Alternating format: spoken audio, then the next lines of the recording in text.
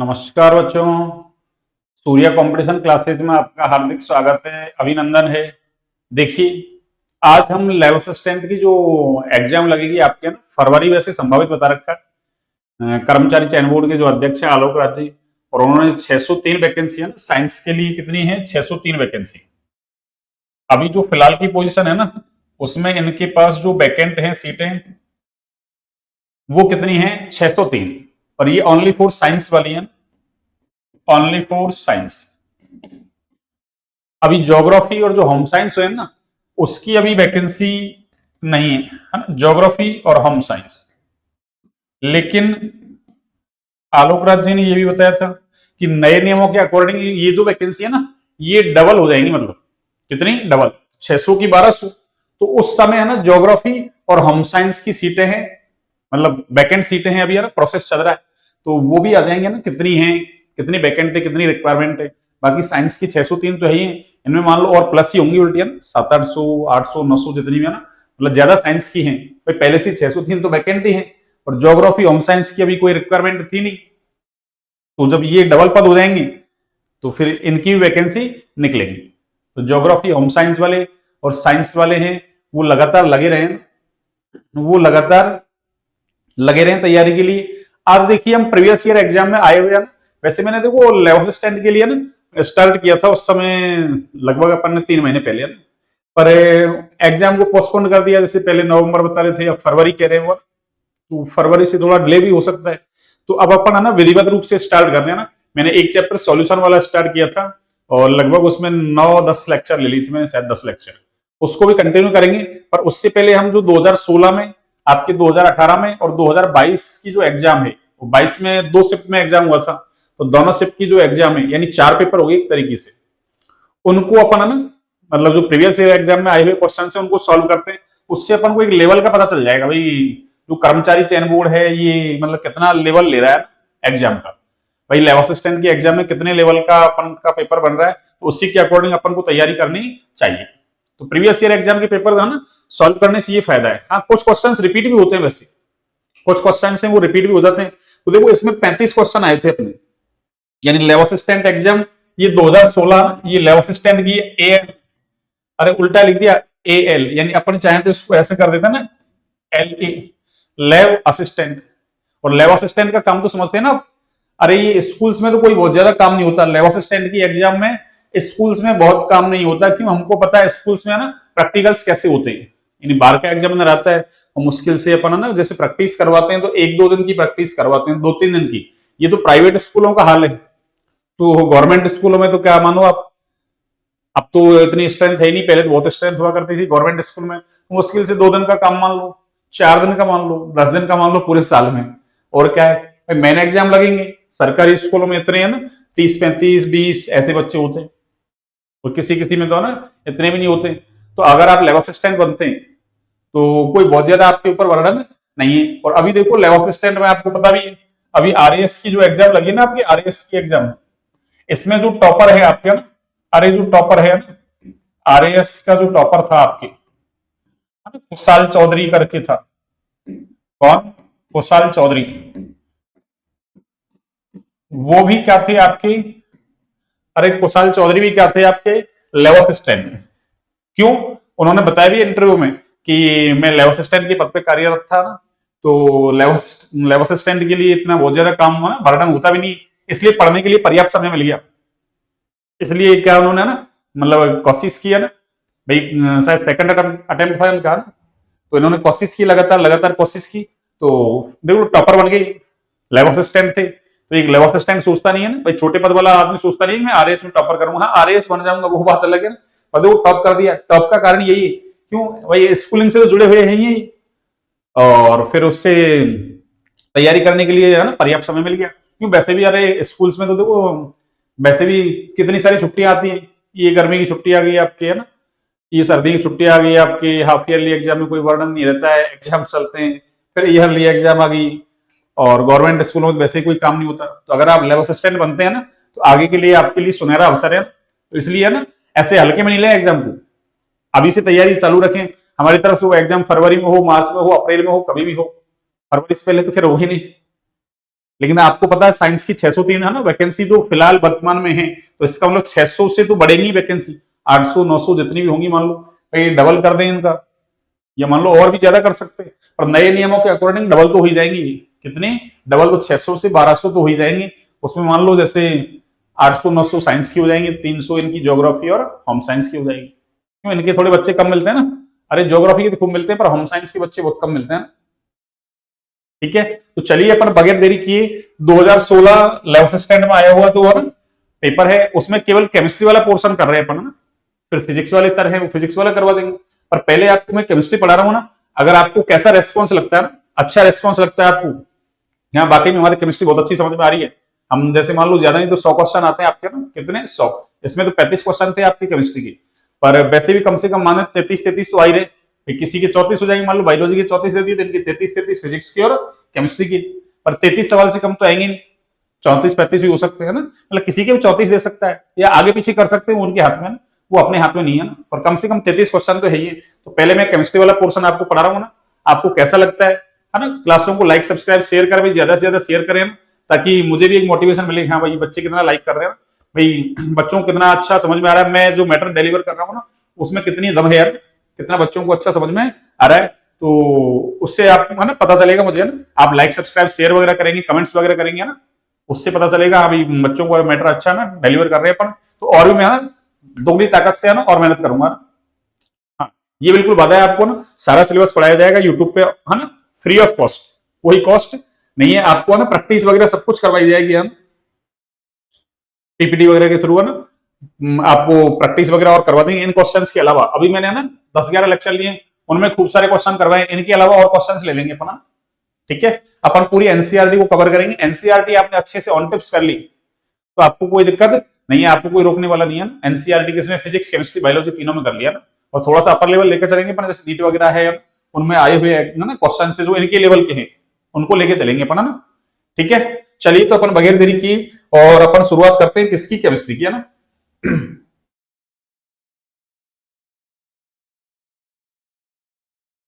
देखिए, हाँ यहां से देखिए अपना जो क्वेश्चन आ रहा है आपकी, वो यहां से आ रहा है। हाँ बिल्कुल, क्वेश्चन नंबर है ना 65 क्वेश्चन तो आपके बायोलॉजी की और किसके थे, बायोलॉजी की और फिजिक्स की, और 35 क्वेश्चन थे इस 2016 वाले एग्जाम में वो केमिस्ट्री के थे। कितने?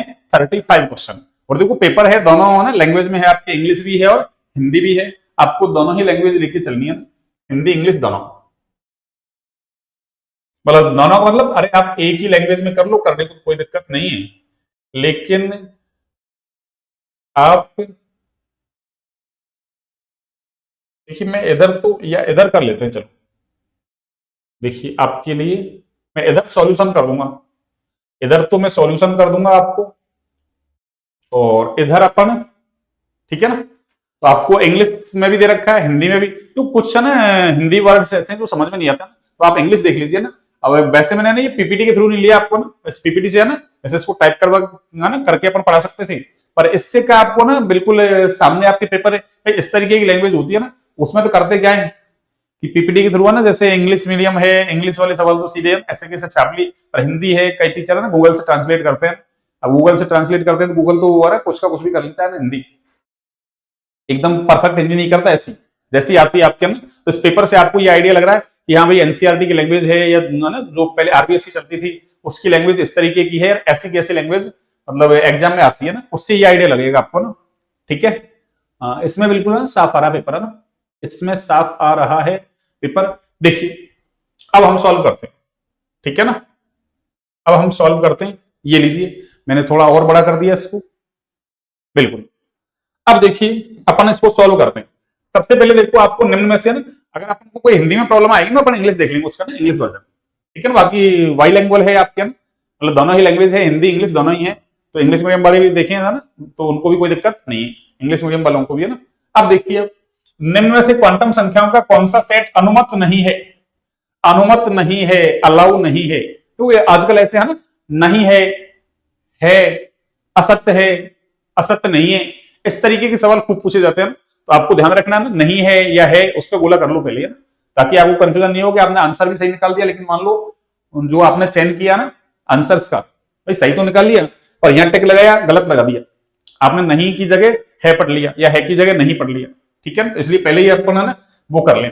देखो यहां से तो एक तो n का मान जो है ना, अरे n का मान आपके है ना, ये आपके 0 से और इनफाइनाइट तक हो सकता है, और जितना n का मान होता है उतना ही l का मान होता है, यानी l n का मतलब समझ रहे हो ना आप। अरे n तो क्या है आपकी मुख्य क्वांटम संख्या, l क्या है दिग्वंशी क्वांटम संख्या, और दिग्वंशी क्वांटम संख्या का मान हमको पता है 0 से कितना, अरे 0 to n-1, यानी 0 से n-1 तक हो सकता है।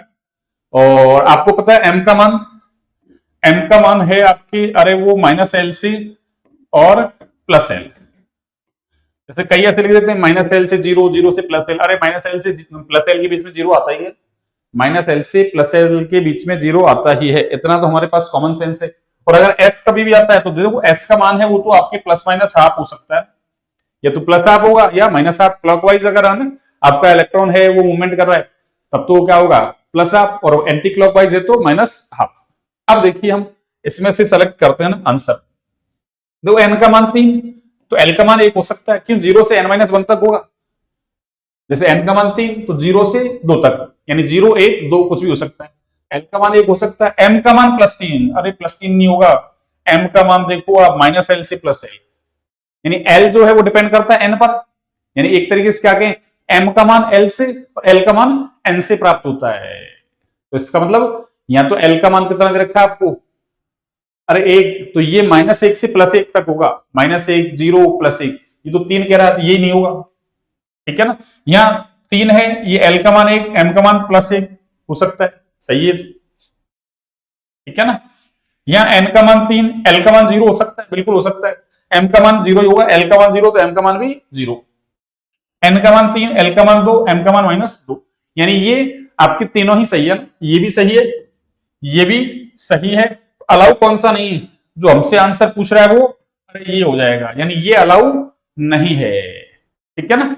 बाकी 3 कैसे हैं अलाउ। तो देखो मैं आपको एक ही है ना आंसर नहीं बता रहा ऐसे कि डायरेक्ट आंसर दिया, आपको विद कॉन्सेप्ट पूरा पेपर सॉल्व कर रहे हैं, एनालिसिस कर रहे हैं पूरा ना, किस तरीके से एग्जाम में आपको अटेम्प्ट करना है, अगर क्वेश्चंस ऐसे आते हैं तो किस तरीके से आपको है ना उन क्वेश्चंस को सॉल्व करना है, यानी एग्जाम अप्रोच क्या होनी चाहिए आपकी, तो हम इससे है ना ऐसे नहीं 35 क्वेश्चन है इनसे ये मान के चलो आप 100 क्वेश्चन सीख रहे हैं पढ़ना, यानी पूरी थ्योरी को कवर करते हुए चल रहे हैं।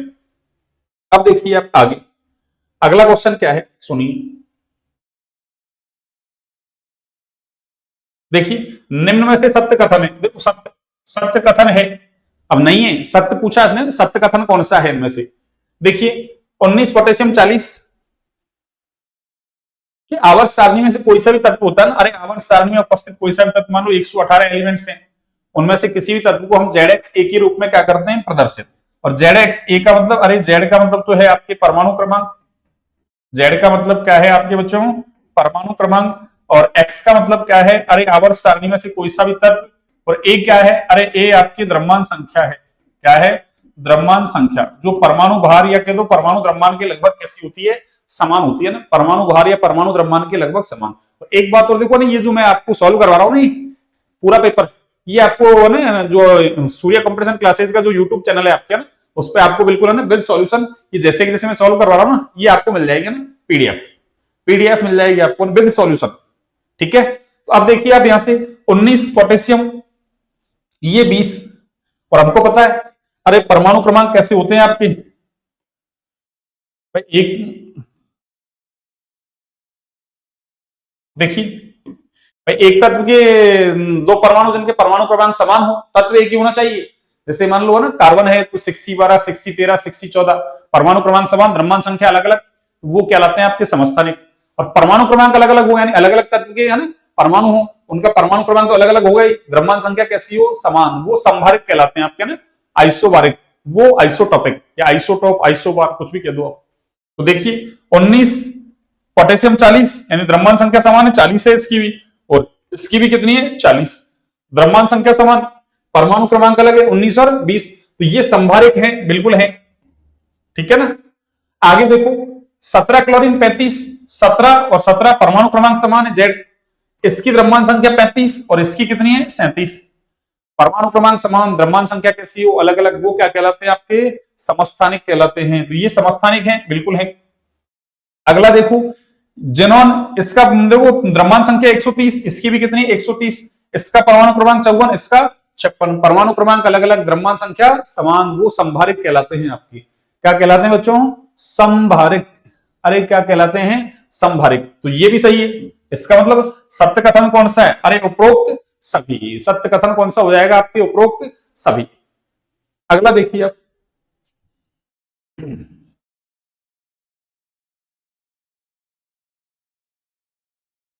हाँ जी, अगला देखिए,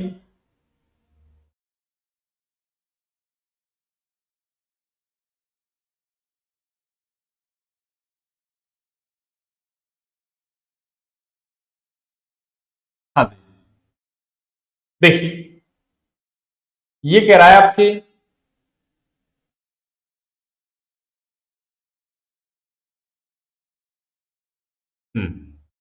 ये लो,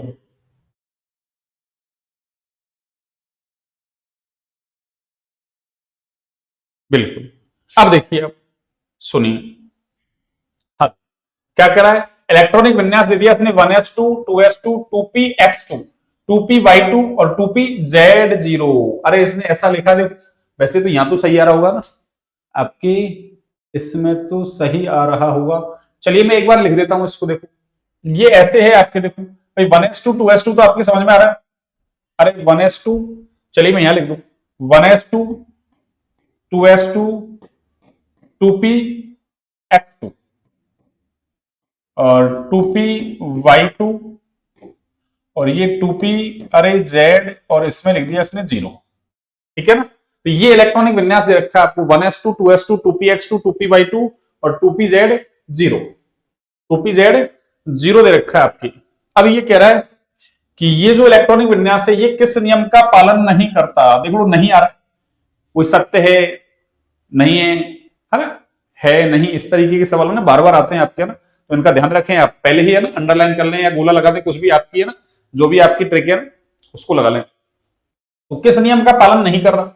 देखो हमको पता है, अरे ये क्या है? अरे ये 2p उपकोष है भैया ना, जो आगे वाली दो है संख्या, ये तो है ना मुख्य क्वांटम संख्या, ये तो कोष को बताती है। आगे ना, आगे जो एसपीडी है ये क्या है? उपकोष। और हमको पता है एक पी उपकोष कोई सा हो, दूसरा हो, तीसरा हो, चौथा, पांचवा ना, यानी कोष के अंदर उपकोष, उपकोष के अंदर कक्षक, तो इलेक्ट्रॉन कहां भरे जाते हैं? कक्षक में। एक पी उपकोष के 3p कक्षक होते हैं, उनकी ऊर्जा कैसी होती है? समान। तो वो एक पी उपकोष में 3p कक्षक कौन कौन से होते हैं? px py pz। अब ये 2p इसलिए 2px 2py 2pz, ऐसे मान लो तीसरा होता तो 3px 3py 3pz। कहने का मतलब है एक पी उपकोष के अंदर 3p कक्षक होते हैं, px py pz, और इन तीनों की ऊर्जा कैसी होती है? समान। और ये कहलाते हैं संभ्रंश कक्षक। कौन से कक्षक? संभ्रंश कक्षक। ऐसे एक डी उपकोष है, उसमें 5d कक्षक होते हैं आपके, dxy dyz dzx dx square minus y square dz square, आपको याद होगा। और f उपकोष है, उसके अंदर 7 f कक्षक होते हैं, इन सबकी ऊर्जा कैसी है? समान। d वालों की, f वालों की, p वालों की ऊर्जा कैसी है? मतलब 3p है उनकी ऊर्जा समान, 5d है उनकी ऊर्जा समान, 7 f है उनकी ऊर्जा समान। और ऐसे है ना कक्षक जिनकी ऊर्जा समान हो, संभ्रंश कक्षक कहलाते हैं आपके डिजेनरेट ऑर्बिटल्स।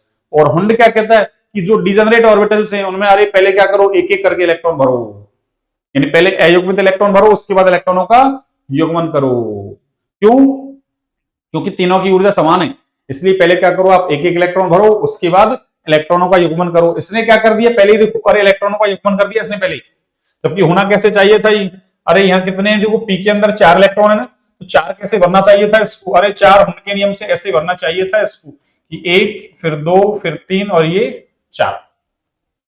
यानी कहने का मतलब ये है कि ये क्या हो गया? अरे ये मान लो px है, तो ऐसे कह दूं मैं 2px2, फिर 2p, अरे y में 1 और 2pz में 1, यानी इस तरीके से होना चाहिए था। अरे इस तरीके से होना चाहिए था, और इसने क्या कर दिया? z को 0 कर दिया, यानी पहले दोनों को युग्मित कर दिया, यानी हुंड के नियम का पालन नहीं किया। और हुंड के नियम को मैं ऐसे कहता हूं, मान लो अरे आपने मान लो 3 जीवने वाले बुलाए, 5 7 जो भी है मान लो ना, समान ऊर्जा के मान लो, अरे सारे वयस्क हैं, तो आप क्या करोगे? सबको मान लो अरे 2-2 लड्डू रख रहे हो तो सबको 2-2 रखोगे, ऐसे नहीं एक को 4 एक को 2 एक को 1 रख दे, एक को तू बैठा बैठा देखता रहे। ऐसे करोगे तो ना वो जिमने वाले भग जाएंगे कि भैया ना ऐसा क्यों किया ना, भाई मैं भी तो है ना, अरे मुझे भी तो बुलाया है आपने, यानी उनकी ऊर्जा कैसी है? समान। अब मान लो जिमने वाला ही एक है, तो आपकी चाहे उसको 4 रखो, चाहे 8 रखो, चाहे 2 रखो, 1 रखो, आधा रखो, कुछ कहेगा वो? कुछ नहीं कहेगा। तो इसका मतलब हुंड के नियम का पालन अरे नहीं कर रहे ये, और हुंड के नियम का पालन तो नहीं कर रहे, पर ध्यान रखें हुंड का नियम है ना, अरे ये एस कक्षक पर या कह दो एस उपकोष पर लागू नहीं होता है। किस पर? अरे हुंड का नियम, ये क्या हो रहा अभी, एक सेकेंड आपके, हाँ अच्छा चलिए देखिए, यानी ये एस उपकोष पर अरे लागू नहीं होता है, क्योंकि एस उपकोष में केवल एक ही कक्षक होता है, इसलिए उस पर लागू अरे नहीं होता। तो आपसे पूछ ले कि हुंड का नियम किस उपकोष पर या किस कक्षक पर, क्यों एस उपकोष में एस कक्षक ही होगा, तो किस कक्षक पर लागू नहीं होता या किस उपकोष पर लागू नहीं होता, तो एस पर, क्यों उसमें एक ही क्या है, कक्षक। अगला देखिए आप, अगला क्या है,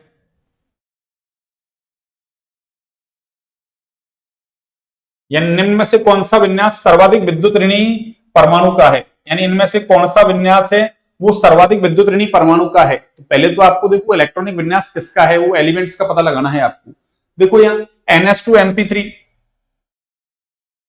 इसका मतलब ये किसका है आपकी, अरे ये बोरॉन का है आपके, किसका है, बोरॉन, यानी बोरॉन फैमिली का है एक तरीके से। अरे एक फैमिली यानी एक वर्ग के जितने भी एलिमेंट्स होते हैं सबका जो इलेक्ट्रॉनिक विन्यास है, यानी संयोजकता कोष का इलेक्ट्रॉनिक विन्यास वो कैसा होता है, समान।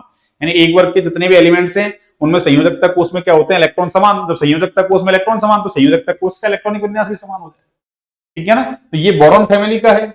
ये किसका है, NH2Np4, यानी S में 2 P में 4, इसका मतलब 2 4 6, इसका मतलब ये कौन सी फैमिली है आपकी, ऑक्सीजन फैमिली है। और 5 और 2 7, इसका मतलब ये हेलोजन फैमिली है आपकी। मान लो इसका मैं पहला नंबर ले लूं क्लोरीन, और ये तो आपके कौन सा है, अरे ये तो नियॉन है आपकी, ठीक है ना। नियॉन फैमिली मतलब ये भाई हीलियम तो पी ब्लॉक का नहीं है ना वैसे, अरे हीलियम पी ब्लॉक का नहीं है, तो NH2Np6 क्यों अपन वैसे कहते भी है ना, अक्रिय गैसों की संयोजकता कोष में 8 इलेक्ट्रॉन होते हैं, किसको, हीलियम को छोड़ के। यहाँ 8 दे रखे हैं इसलिए मैंने नियॉन लिख दिया। क्या लिख दिया मैंने, नियॉन, ठीक है ना। अभी हमको पता नहीं कौन सा एलिमेंट से, पर हमने तो था ना भाई जनरली हम तो क्या करते हैं, अरे पहला वन था ना भाई, पहले पहले एलिमेंट्स ले लिए, जो क्या कर रहे हैं उस पूरे वर्ग का क्या कर रहे हैं, प्रतिनिधित्व कर रहे हैं, पूरे वर्ग का क्या कर रहे हैं, प्रतिनिधित्व कर रहे हैं। अब देखिए आप, इसका मतलब बोरॉन, ऑक्सीजन और फ्लोरीन में से, देखो ये तो आपको ना वैसे पता ही होगा, फ्लोरीन, अरे फ्लोरीन तो आवर्त सारणी का सर्वाधिक ना ताकतवर एलिमेंट से, इसने सर्वाधिक पूछा हमसे। तो जब भी मान लो अरे फ्लोरीन आ जाए आपके ना, फ्लोरीन तो आवर्त सारणी का सर्वाधिक क्या है, अरे ताकतवर एलिमेंट से, ठीक है ना। नियॉन, अरे इनकी जो इलेक्ट्रोनेगेटिविटी वो तो 0 होती है, इनको तो लेते नहीं अपन। और ऑक्सीजन फैमिली की अगर देखें, ऑक्सीजन के बारे में बात करें तो 3.5 है, और ये बोरॉन है, और बोरॉन तो कितना हो जाएगा, अरे 2 हो जाएगा बोरॉन का, कितना 2, क्यों, कार्बन का 3.5 है ना। अरे इसमें ये ट्रिक लगा लो, ये तो मैंने पहले पहले मेंबर ले लिया, इसलिए हमको पता है ना कि आवर्त में जाएंगे तो क्या होगा, वर्ग में जाएंगे तो क्या होगा। देखो आवर्त में जाते हैं इलेक्ट्रोनेगेटिविटी आपकी क्या होती है, अरे बढ़ती है, और वर्ग में जाएंगे तो क्या होती है, इलेक्ट्रोनेगेटिविटी घटती है। ये ट्रिक लगा लो आप कि ये तो कौन है आपके, इधर तो आवर्त और इधर कौन है आपके, वर्ग, ये लो। तो ये आवर्त के एलिमेंट्स ही थे। मान लो आपने सेकंड माना पीरियड वाले एलिमेंट्स नहीं लिए, ये तो सेकंड पीरियड के है ना, lithium, beryllium, boron, carbon, nitrogen, oxygen, fluorine, neon. Second के मतलब थर्ड वाले ले लो, तो वही आवर्त में जाओगे तो क्या होगा, विद्युत ऋणता घटेगी ना, अरे विद्युत ऋणता घटेगी, और वर्ग में जाएंगे तो बढ़ेगी। मान लो जैसे यहाँ क्लोरीन आ जाएगा, यहाँ आना इसके नीचे सल्फर आएगा, और इधर कौन आएगा, बोरॉन के नीचे एल्यूमिनियम आएगा, तो इनकी विद्युत ऋणता कैसी है, कम, मतलब इसकी कम, इसकी ज्यादा, उसकी ज्यादा, क्यों, इधर क्लोरीन आएगा, क्लोरीन की 3 हो जाएगी, इधर सल्फर आएगा, मान लो उसके नीचे सल्फर की 2.6, इसका मतलब क्या हुआ।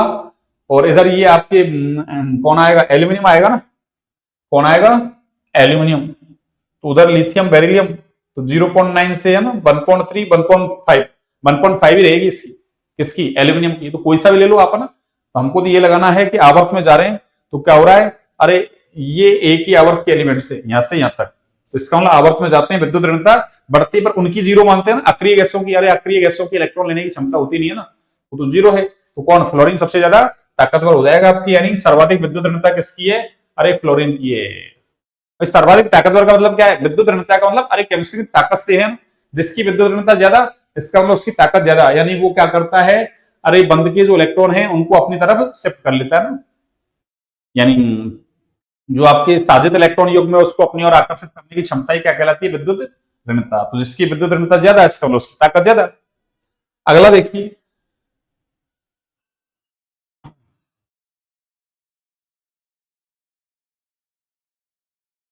अगला देखिए अब इधर लेते हैं, क्या कह रहा है, किसी परमाणु के दो क्रमिक आयनन विभव के मान में, दो क्रमिक आयनन विभव के मान में वृद्धि, दो क्रमिक आयनन विभव सक्सेसिव आयनाइजेशन, आपनन नहीं है भैया, ये आयनन है, ये थोड़ा सा ना ऐसा मिसप्रिंटिंग सा लग रहा है इसमें ना पेपर में, तो मुझे ना यहाँ आयनन आपनन ऐसे दिख रहा है मुझे ना, ये है भैया ना आयनन, आयनन विभव कह दो आप इसको, अरे इसको आप आयनन विभव कह दो, ये आपकी इच्छा, आप इसको आयनन ऊर्जा कह दो, आप आयनन ऊर्जा कह दो आप, या इसको आप आयनन एंथैल्पी कह दो आप, है ना आयनन, अरे आयनन एंथैल्पी,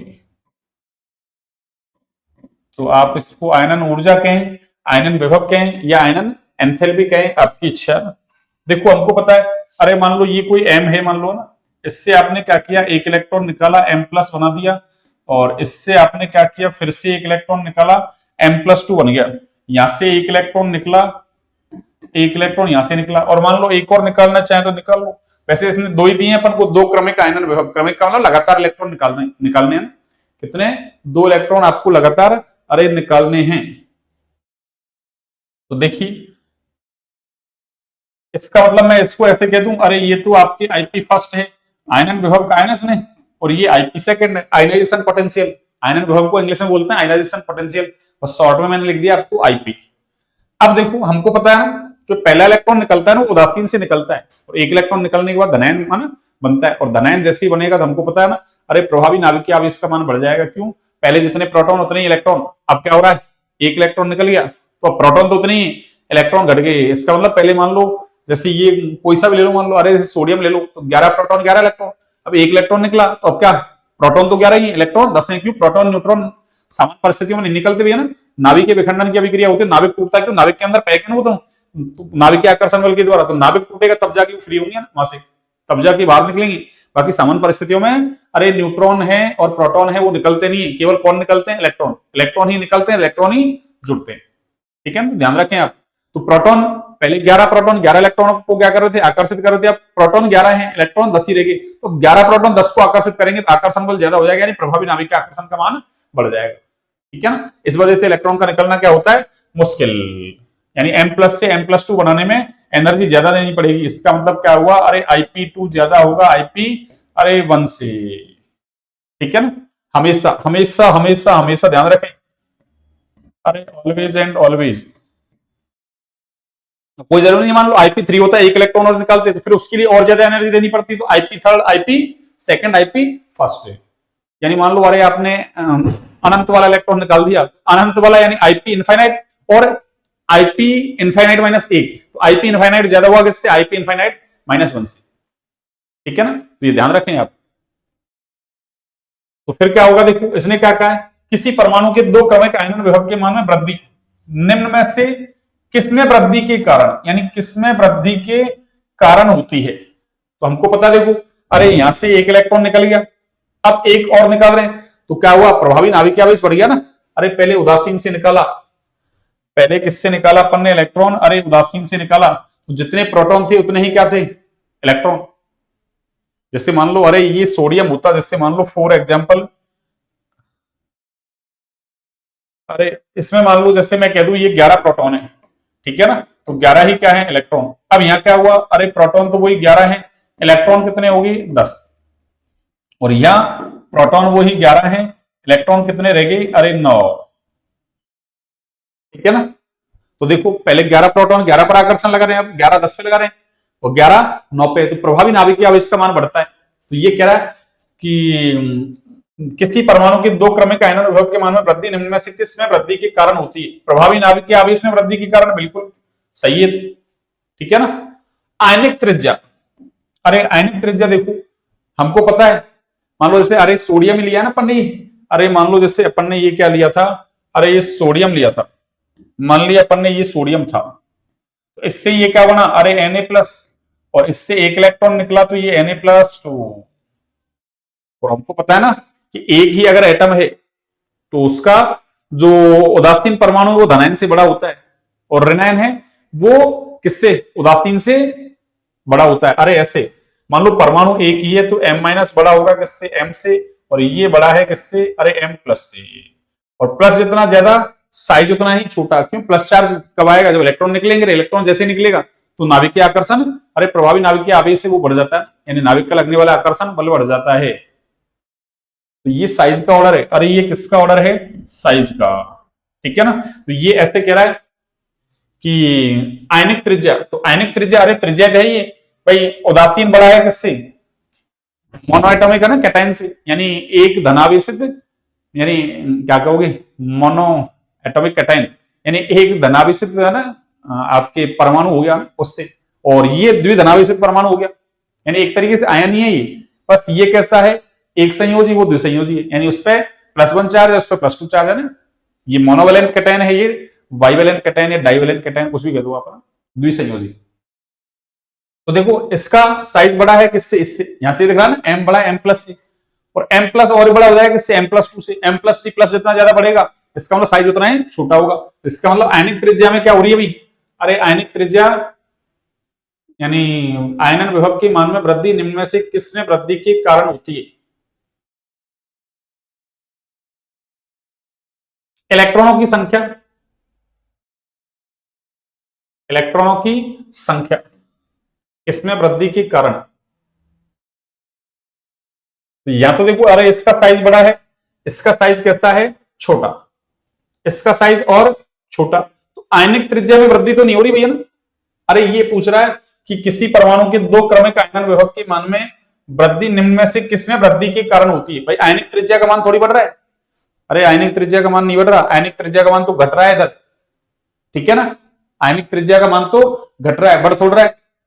इलेक्ट्रॉनों की संख्या, अरे इलेक्ट्रॉनों की संख्या में वृद्धि थोड़ी हो रही है, इलेक्ट्रॉनों की संख्या भी क्या हो रही है, घट रही है, उपरोक्त सभी, तो ये तो होगा नहीं, ये भी होगा नहीं, तो फिर आंसर कौन सा होगा आपके, अरे ये होगा प्रभावी नाभिकीय आवेश, कौन सा होगा, प्रभावी नाभिकीय आवेश। एक बार इंग्लिश और देख लेता हूं मैं, the magnitude of successive ionization potential of an atom increases due to increase in, तो इसका मतलब यहां तो प्रभावी नाभिकीय आवेश ही बढ़ रहा है भैया, क्या बढ़ रहा है, प्रभावी नाभिकीय आवेश बढ़ रहा है, इस वजह से अरे आयनन एंथैल्पी या आयनन विभव का मान है वो बढ़ रहा है, ना कि आयनिक त्रिज्या बढ़ने से।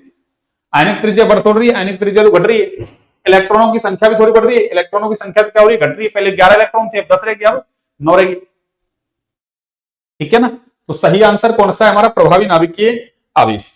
अरे कौन सा है बच्चों, प्रभावी नाभिकीय आवेश। अगला देखो, ये कह रहा निम्न में से अंतरकाशी हाइड्राइड है, कौन सा हाइड्राइड, अंतरकाशी हाइड्राइड है। देखो अंतरकाशी हाइड्राइड का मतलब क्या है, देखो मैं इधर लिख दूं, देखो आपको इधर लिख देता हूं, देखिए हाइड्राइड जो है ना आपके, हाइड्राइड, अरे एक तो होते हैं आपके आयनिक हाइड्राइड, कौन से, आयनिक, या फिर इन्हीं को बोलते हैं लवणीय हाइड्राइड, कौन से, आयनिक या फिर लवणीय हाइड्राइड। और ये कौन बनाता है, अरे ये बनाता है आपके कौन से, एस ब्लॉक वाले, एस ब्लॉक वाले एलिमेंट से आपके, यानी क्षार धातु, क्षारीय मृदा धातु है, ये कौन से हाइड्राइड बनाते हैं आपके, आयनिक या कह दो लवणीय, क्यों NaCl लवणित है, सोडियम क्लोराइड, यानी ये लवणों का निर्माण करते हैं, इसलिए लवणीय हाइड्राइड। और दूसरे कौन से हैं, देखो आप दूसरे वाले होते हैं आपके कौन से, अरे धात्विक, या फिर इन्हीं को बोलते हैं हम अंतरकाशी, कौन से, अंतरकाशी, या इन्हीं का ही एक नाम और है भाई, अरस समीकरण वित्तीय हाइड्राइड, कौन से, अरस समीकरण वित्तीय हाइड्राइड, अरस समीकरण वित्तीय, अरे हाइड्राइड। तो धात्विक हाइड्राइड कह दो, या अंतरकाशीय हाइड्राइड कह दो, या एरस समीकरण वित्तीय हाइड्राइड कह दो। और ये कौन बनाता है अभी, अरे ये डी ब्लॉक के एलिमेंट्स बनाते हैं, कौन से, डी ब्लॉक के एलिमेंट्स, ठीक है ना। और एक कौन सा है देखो आप, एक है आपके तीसरे कौन से हैं, सहसंयोजक हाइड्राइड, कौन से, अरे सह संयोजक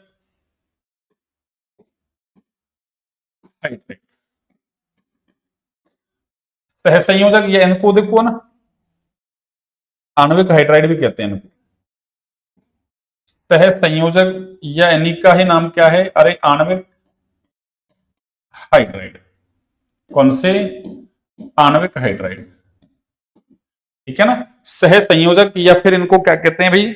अरे आणविक हाइड्राइड कहते हैं ना, सहसंयोजक या फिर इन्हीं का ही नाम क्या है?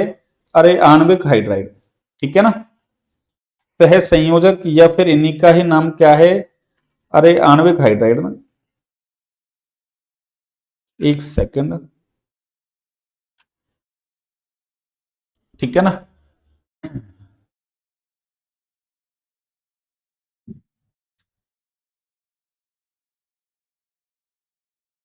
ये कौन बनाते हैं?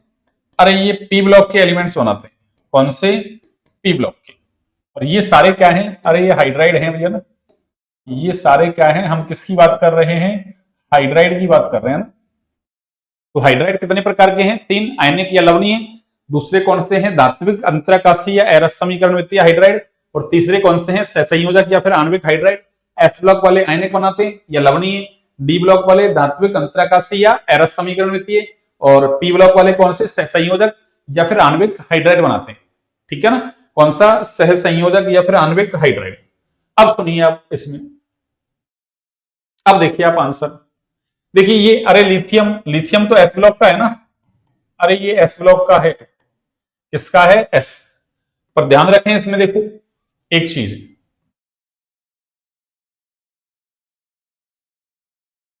एक सेकंड, हाँ एक चीज क्या ध्यान रखनी है आपको, सुनिए। लिथियम का जो हाइड्राइड है ना, अरे है तो ये क्या है? मैंने क्या कहा? एस वाले हैं। वो कौन सा बनाते हैं? आयनिक या लवणीय। पर ध्यान रखें लिथियम को और बेरिलियम को छोड़कर। ठीक है ना, अरे लिथियम और बेरिलियम को छोड़कर। क्यों? ये लिथियम और बेरिलियम है ना, अरे साइज की वजह से है ना गड़बड़ करते हैं, है ना। इनका साइज छोटा होता है अपने अपने वर्ग में, इसलिए ये संयोजक बनाएंगे ना, आयनिक नहीं बनाएंगे ना, इसको छोड़ के एस ब्लॉक वाले। और इसमें भी वैसे देखो, अरे सातवां, इसमें भी देखो, एक तो सातवां वर्ग, आठवां और ये नौवां वर्ग को छोड़कर ये लोग, यानी ये हाइड्राइड बनाते नहीं है। अरे ये 7, 8, 9 है ना, ये हाइड्राइड बनाते नहीं है किसमें? डी ब्लॉक में, इसलिए इसको हाइड्राइड गैप भी कहते हैं। और वहां लिथियम और बेरिलियम को छोड़कर अरे ये सहसंयोजक बनाएंगे भैया ना। ये कौन से? आपके सहसंयोजक। देखो केमिस्ट्री में अपवाद चलते हैं भैया ना। ठीक है, तो फिर कौन सा हो जाएगा? देखो ये फॉस्फोरस, अरे फॉस्फोरस तो है ना, ये पी ब्लॉक का है ना फॉस्फोरस तो, अरे ये पी ब्लॉक का है। ठीक है, और पी ब्लॉक वाले तो कौन सा बनाते हैं? संयोजक या फिर आणविक। और कैल्शियम देखो, अरे ये किसका है? एस ब्लॉक का। अरे ये एस ब्लॉक का है, एस ब्लॉक। देखो ये अरे 2 है ये ना, CaH2, CaH2 है ये ना। और इसको ना, इसका नाम याद रखें तो रख लेना, देखो अरे इसको हाइड्रोलिथ बोलते हैं। इसका नाम क्या है? हाइड्रोलिथ। इसको हाइड्रोलिथ बोलते हैं, ध्यान रख लेना। कैल्शियम का जो हाइड्राइड है इसका नाम क्या है? हाइड्रोलिथ। ठीक है ना, इसका। अब सुनिए, अब आंसर कौन सा होगा? देखो अरे ये कौन सा? ये डी ब्लॉक वाला है। अरे ये कौन सा ब्लॉक का है? कॉपर डी ब्लॉक का है। और डी ब्लॉक वाले कौन सा बनाते हैं? धात्विक या अंतरा कसी या फिर एरस समीकरण वित्तीय। यही तो पूछा हमसे, एरस समीकरण वित्तीय हाइड्राइड कौन सा है? तो ये कौन सा है? अरे एरस समीकरण वित्तीय हाइड्राइड है कॉपर का। किसका? कॉपर का हाइड्राइड है वो। ठीक है ना, और ये लिथियम का हाइड्राइड है, ये तो सहसंयोजक है। ये कौन सा है? अरे सहसंयोजक है। तो ये एस ब्लॉक का, और ये कैसा है आपका? सहसंयोजक। तो एस ब्लॉक लिथियम बेरिलियम को छोड़कर, लिथियम को और बेरिलियम को छोड़कर, है ना। एक सेकंड, एक सेकंड, एक सेकंड, लिथियम नहीं, sorry sorry sorry sorry sorry sorry, lithium नहीं, एक सेकंड, एक सेकंड, अरे लिथियम नहीं, बेरिलियम और मैग्नीशियम को छोड़कर, एक सेकंड, एक सेकंड, है ना। ये कौन सा है आपका? ये एस ब्लॉक है आपका ना, ये एस ब्लॉक का है ना। ये लिथियम को नहीं भी है ना, अरे ये इसको बेरिलियम और मैग्नीशियम को छोड़ के ना,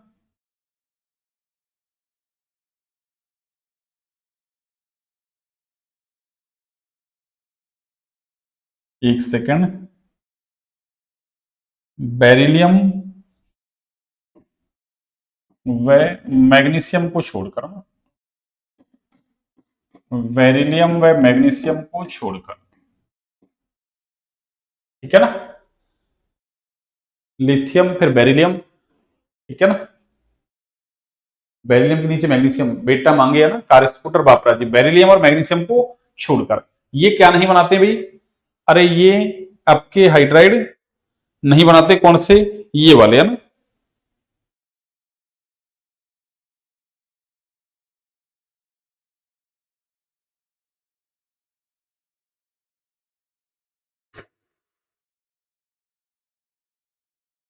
या इसको ना, इसको हटाओ आप ना, चलो इसको हटा ही दो आप ना, यहां से इनको छोड़ के ना, ये हाइड्राइड बनाते नहीं है ना, ये वाले BeH MgH2 है ना, चलो इसको छोड़ो ना। अगला सवाल देखिए, देखो ये सेकंड ग्रेड में भी आया ये सवाल, आपको इतना याद रखना ना, कौन कौन सा, एक तो ये याद रखना आयनिक या लवणीय एस ब्लॉक वाले, बेरिलियम मैग्नीशियम को छोड़ के धात्विक अंतराकाशीय एरस समीकरण में डी ब्लॉक वाले 7 8 9 को छोड़कर, इसको हाइड्राइड गैप कहते हैं ना, हाइड्राइड गैप, यानी हाइड्राइड नहीं बनाते, और संयोजक या आणविक हाइड्राइड ये पी ब्लॉक वाले, पी ब्लॉक में आपके 13 14 15 16 17 इतने 18 वाले तो बनेंगे नहीं, और वहां बेरिलियम मैग्नीशियम को छोड़कर ये भी नहीं बनाते आपके ना। अगला देखो, ये सवाल आपके सेकंड ग्रेड में भी आया भैया ना, अरे ये सवाल आपके सेकंड ग्रेड में भी आ चुका है, ये सवाल आपके सेकंड ग्रेड में 2 बार आ गया। सीमेंट में जिप्सम क्यों मिलाया जाता है, अरे सीमेंट में जो जिप्सम मिलाते हैं ना, वो सीमेंट के जमने की प्रक्रिया को धीमा कर देते हैं ना, क्यों, अरे जैसे मान लो एक ईंट लगाई मसाला डाला, भाई सीमेंट ही तो होती है मसाले में, तो क्या होगा, अरे वो आपके ना सेट नहीं होगी भाई, जल्दी सेट होगी वो, फिर दोनों ईंटें हैं अरे वो आपस में जुड़ेंगी नहीं है आसानी से, तो वो धीरे धीरे जमे, इसलिए क्या दोनों ईंट आसानी से सेट हो जाए आपके ना, इस वजह से क्या उसमें जिप्सम मिलाते हैं, तो कारण क्या है, सीमेंट के जमने की प्रक्रिया को धीमा करने के लिए, तो ये आपको याद रखना है, सीमेंट के जमने की प्रक्रिया को धीमा करने के लिए। और ये प्रोसेस कैसा है वैसे, सीमेंट का जमना ना, ये उष्माक्षेपी प्रोसेस है, उष्माक्षेपी उष्मा निकलती है, इसलिए हम क्या करते हैं, अरे जो है ना प्लास्टर वगैरह करते हैं, या मान लो जैसे है ना चुनाई वगैरह करते हैं, तो उसमें है ना तराई करते हैं ना, वो इसलिए करते हैं, तो उष्माक्षेपी नहीं तो उसमें दरारें वगैरह पड़ जाएंगी ना, फट जाएगा, प्लास्टर वगैरह है वो, तराई करोगे तो उससे क्या फटेगा नहीं वो ना, तो इसको याद रखना आपको, ये सवाल है ना कई बार पूछा है, अरे ये वाला सवाल कई बार पूछा है आपके ना। हाँ लिथियम वाला तो देखो आयनिक हाइड्राइड बनाएगा ना, अरे लिथियम वाला आप ध्यान रखें आयनिक हाइड्राइड ही बनाएगा, बस कौन सा, बेरिलियम मैग्नीशियम को छोड़ के, ध्यान रखें एस ब्लॉक में बेरिलियम मैग्नीशियम को छोड़ के ये हाइड्राइड नहीं बना रहा, और उधर डी ब्लॉक में 7 8 9 को छोड़ के, ठीक है ना। अगला देखिए आप,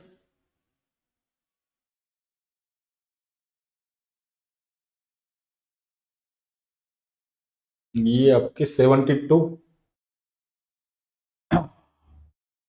73,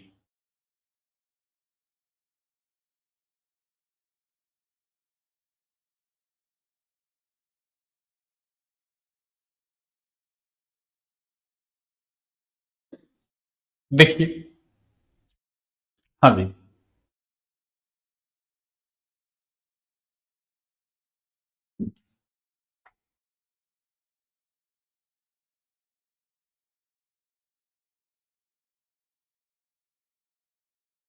हाँ जी, एक मिनट, हाँ देखिए, निम्न में से किसकी प्रकृति अम्लीय है, यानी कौन है जिसकी प्रकृति क्या है, अम्लीय है, यहां से देखो एल्यूमिनियम, अरे एल्यूमिनियम का हाइड्रोक्साइड है, ये तो उभयधर्मी है आपके, कैसा है, उभयधर्मी, ठीक है ना। मैग्नीशियम का हाइड्रोक्साइड है, ये MgOH का होल थ्राइस थ्राइस कर दिया इसने, वैसे MgOH का होल ट्वाइस है भैया, इसने लिखी गलत रखा है, ये थ्राइस नहीं है, अरे मैग्नीशियम का हाइड्रोक्साइड तो ऐसे होगा ना MgOH का होल ट्वाइस, ठीक है ना, इसमें गलत बना रखा है, अरे इसमें ये गलत बना रखा है, मैग्नीशियम का हाइड्रोक्साइड तो ऐसे होगा ना MgOH का होल ट्वाइस, थ्राइस थोड़ी होगा, इसने तो वही चिड़िया उड़ कबूतर उड़ तोता उड़ा ना ऐसे बना दिया। और बेरिलियम का हाइड्रोक्साइड है, बेरिलियम का तो सही, हम बेरिलियम का भी गलत बनाया इसने, अरे बेरिलियम का भी ऐसा ही होता है, BeOH का होगा बेरिलियम का हाइड्रोक्साइड, ठीक है ना। इसने होल थ्राइस कर रखा है।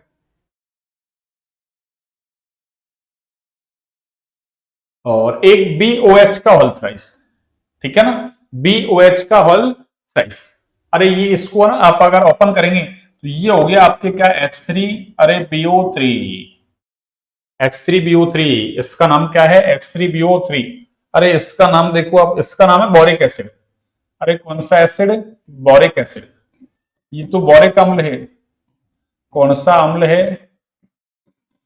अरे बोरिक अम्ल, ठीक है ना। अब देखो यहाँ बोरॉन जो है ना ये, अरे एसिड क्या करता है, ब्रोंस्टेड लॉरी के अकॉर्डिंग H प्लस दे वो एसिड कहलाता है ना, और जो H प्लस ले वो क्या कहलाता है आपके क्षार। जो H प्लस ले वो आपके हिसाब से क्या कहलाता है, मतलब आपके हिसाब से ब्रोंस्टेड लॉरी के हिसाब से। अरे जो H प्लस दे ना, H प्लस, ब्रोंस्टेड लॉरी कहता है कि जो H प्लस दे है ना, विलायक कोई सा हो वो एसिड कहलाता है, और जो क्या करे H प्लस ले ले वो आपके बेस कहलाता है। तो ये हमसे कह रहा है किसकी प्रकृति अम्लीय है। अरे इसकी प्रकृति अम्लीय है, इसका नाम ही बोरिक अम्ल है।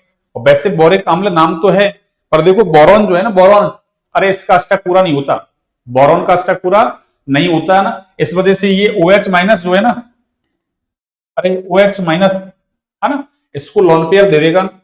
OH माइनस इसको लोन पेयर अरे दे देगा, इस वजह से ये लोन पेयर ले लेगा। क्यों? अष्टक पूरा करना है ना इसको, तो 6 इलेक्ट्रॉन तो इसके पास है, तो ये एक लोन पेयर ले सकता है। ये लुईस एसिड है, ना कि ब्रोंस्टेड एसिड। अरे ब्रोंस्टेड लॉरी के अकॉर्डिंग उसको ब्रोंस्टेड एसिड बोल देते हैं, और बेस है तो उसको ब्रोंस्टेड बेस बोल देते हैं। लुईस के अकॉर्डिंग लुईस एसिड और लुईस बेस। तो ये कौन सा एसिड है? अरे लुईस एसिड है ये ना। कौन सा एसिड है ये? Lewis acid.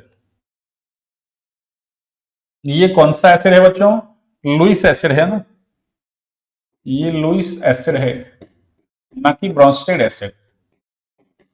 और देखो ये तो धातुओं के हाइड्रोक्साइड है, अरे ये तो क्षार है, ये तो क्षारीय प्रकृति के, ये उभयधर्मी है ना। तो ये दोनों कैसे हैं आपके? अरे ये तो क्षारीय है ना, मैग्नीशियम का हाइड्रोक्साइड, ये तो कैसा है आपका?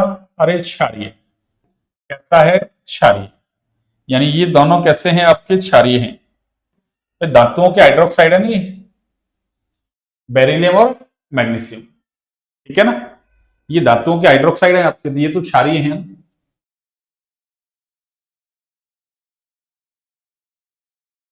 ये तो कौन सा है? ये बोरिक एसिड है ना, ये बोरिक एसिड। अरे ये क्या करेगा? लॉन पेयर ले लेगा ना, जैसे OH माइनस आ जाएगा ना, एक OH माइनस BOH का होल 4 माइनस ऐसे बना लेगा ये, तो आपके ये लॉन पेयर ले लेगा। तो ये कैसा है? एसिडिक। अरे ये कैसा है आपके? एसिडिक नेचर का है ना। कौन सी नेचर का? एसिडिक। अगला देखिए आप, सिलिकॉन किसके? अरे सिलिकॉन के बहुलक है। सिलिकॉन किसके बहुलक होते हैं? सिलिकॉन के बहुलक होते हैं, जैसे एथीन से पॉलीथीन, जैसे वाइनिल क्लोराइड से पॉलीवाइनिल क्लोराइड, ऐसे बनता है आपके ना। ऐसे मान लो आइसोप्रीन ले लिया तो उससे पॉली आइसोप्रीन, जिसको अपन नेचुरल रबर रबर कहते हैं। ऐसे सिलिकॉन क्या है? अरे सिलिकॉन के बहुलक। किसके? सिलिकॉन के बहुलक। बहुलक श्रृंखला की लंबाई को निम्न में से किससे मिलाकर नियंत्रित किया जा सकता है? एनसीईआरटी में सीधे लाइन दे रखी है आपकी, तो उसके लिए कौन सा? अरे ये वाला कौन सा? CH3 का होल थ्राइस SiCl, यानी ये आपकी एक तरीके से ट्राई मेथिल हो गया ना, और इसको ट्राई मेथिल है ना, सिलाइल क्लोराइड कह दो, या क्लोरो ट्राई मेथिल सीलेन, ऐसे नाम भी दे रखा है आपके ना एनसीईआरटी में, क्लोरो ट्राई मेथिल सीलेन, ये वाला। तो ये डायरेक्ट आपको याद रखना ना, तो ऐसे है ना। अरे कारण क्या है? इसमें क्या करते हैं, सिलिकॉन जब बनाते हैं ना ऐसे, तो ये CH3Cl लेते हैं, और इसकी अभिक्रिया, अरे ये एल्किल क्लोराइड हो गया ना आपके, मेथिल क्लोराइड, इसकी अभिक्रिया किससे करवाते हैं? सिलिकॉन से करवाते हैं ना। चलो मैं पूरा प्रोसेस बता दूं आपको। और इसको लगभग 573 केल्विन पर क्या करते हैं? गर्म, यानी 573 केल्विन ताप पर क्या करते हैं? गर्म करते हैं 573 केल्विन। तो इससे क्या बनता है देखो, अरे CH3SiCl, ये भी बन सकता है इससे CH3, इसका होल ट्वाइस, और ये Si, और ये Cl। क्यों? सिलिकॉन की वैलेंसी 4 रखनी है ना। ऐसे CH3 का होल थ्राइस, अरे CH3 का होल थ्राइस Si,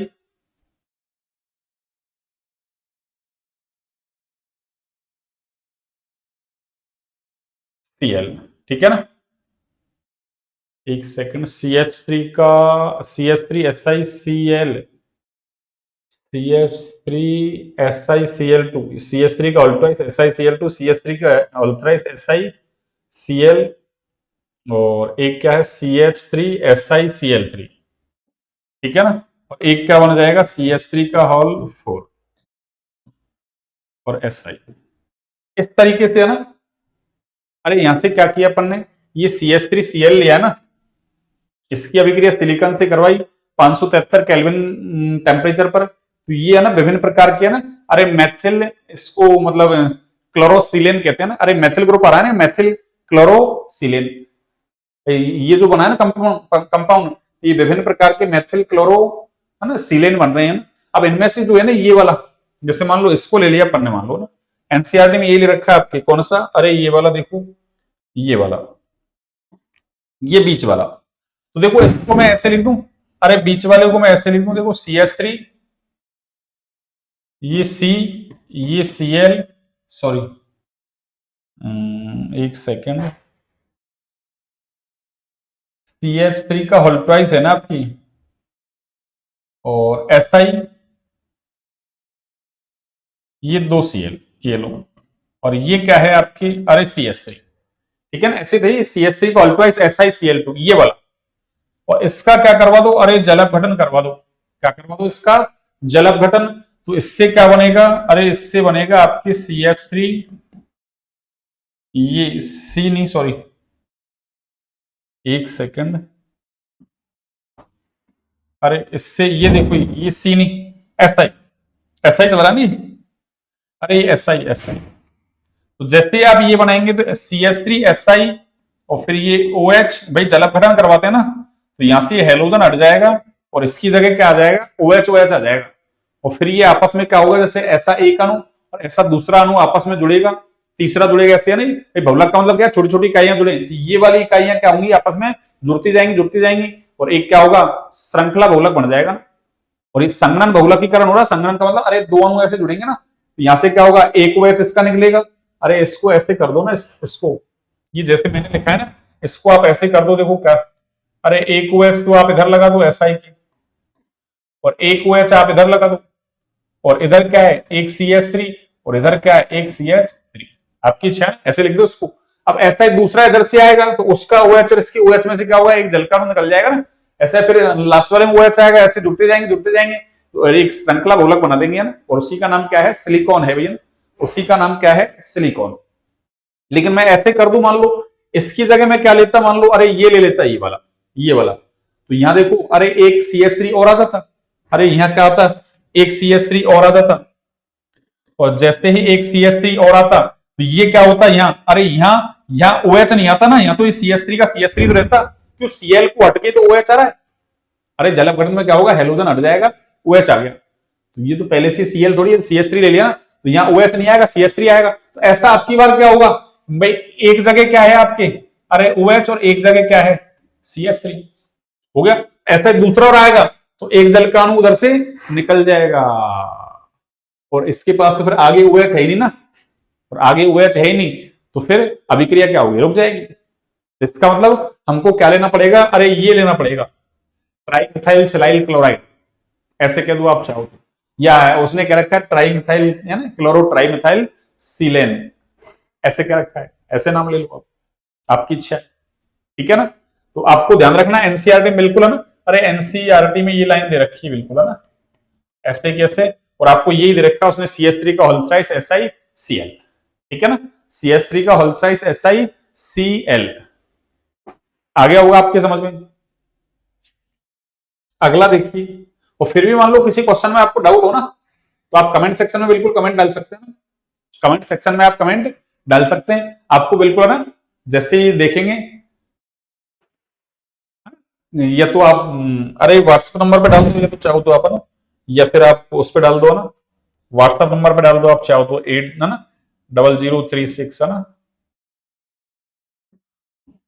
20371, ये व्हाट्सएप नंबर है, इस पे डाल दो आप चाहो तो ना, 8003620371, ये व्हाट्सएप नंबर है अपना ना, इस पे आप है ना, जो भी आपकी कोई क्वेरी है व्हाट्सएप नंबर है ना,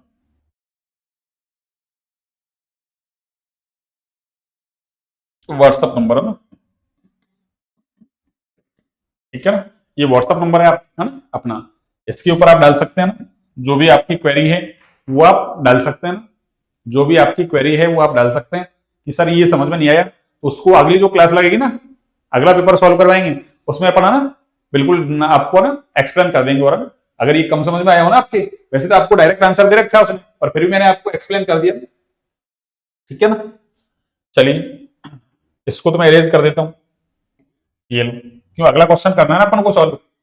देखिए अगला क्वेश्चन क्या है, सुनिए अब क्या कह रहा है, अत्यधिक प्रयोग में लिया जाने वाला अपचय, अरे अत्यधिक प्रयोग में लिया जाने वाला अपचय, देखो अपचय का मतलब क्या है, सामने वाले का अपचयन करे, खुद का ऑक्सीकरण है, यानी क्या लिख दूं मैं, अरे सेल्फ, यानी खुद का क्या हो, ऑक्सीडेशन हो, यानी खुद का ऑक्सीकरण होना चाहिए, बढ़िया सवाल है, खुद का ऑक्सीकरण हो। देखो यहां एक आपके कंसेप्ट लगेगा, कौन सा, अक्रिय युग्म प्रभाव, अरे कौन सा प्रभाव, अक्रिय युग्म प्रभाव,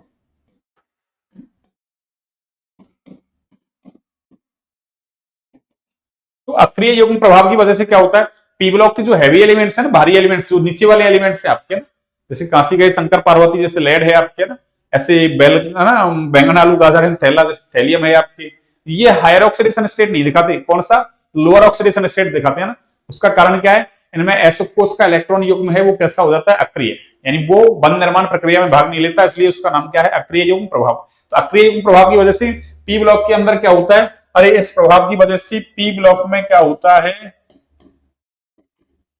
जो ऊपर से नीचे जाते हैं ना अपन, ऊपर से नीचे, तो हायर ऑक्सीडेशन स्टेट जो है ना आपकी, अरे हायर ऑक्सीडेशन स्टेट, इसकी स्टेबिलिटी क्या होती है बच्चों, अरे घटती है, इसको मैं इधर ले लूं थोड़ा सा, देखो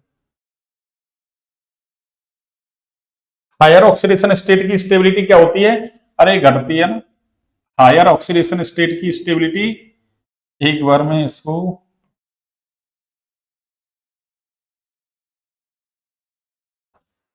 हाँ जी, हायर ऑक्सीडेशन स्टेट की स्टेबिलिटी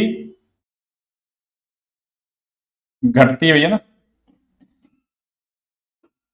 तो ओएस का मतलब ऑक्सीडेशन स्टेट है ना, अरे ओएस का मतलब क्या है, ऑक्सीडेशन स्टेट, तो जो हायर ऑक्सीडेशन स्टेट है उसकी स्टेबिलिटी क्या होती है आपके, अरे घटती है, हायर ऑक्सीडेशन स्टेट की स्टेबिलिटी क्या होती है आपके, अरे घटती है, हायर ऑक्सीडेशन स्टेट की स्टेबिलिटी आपकी घटती है,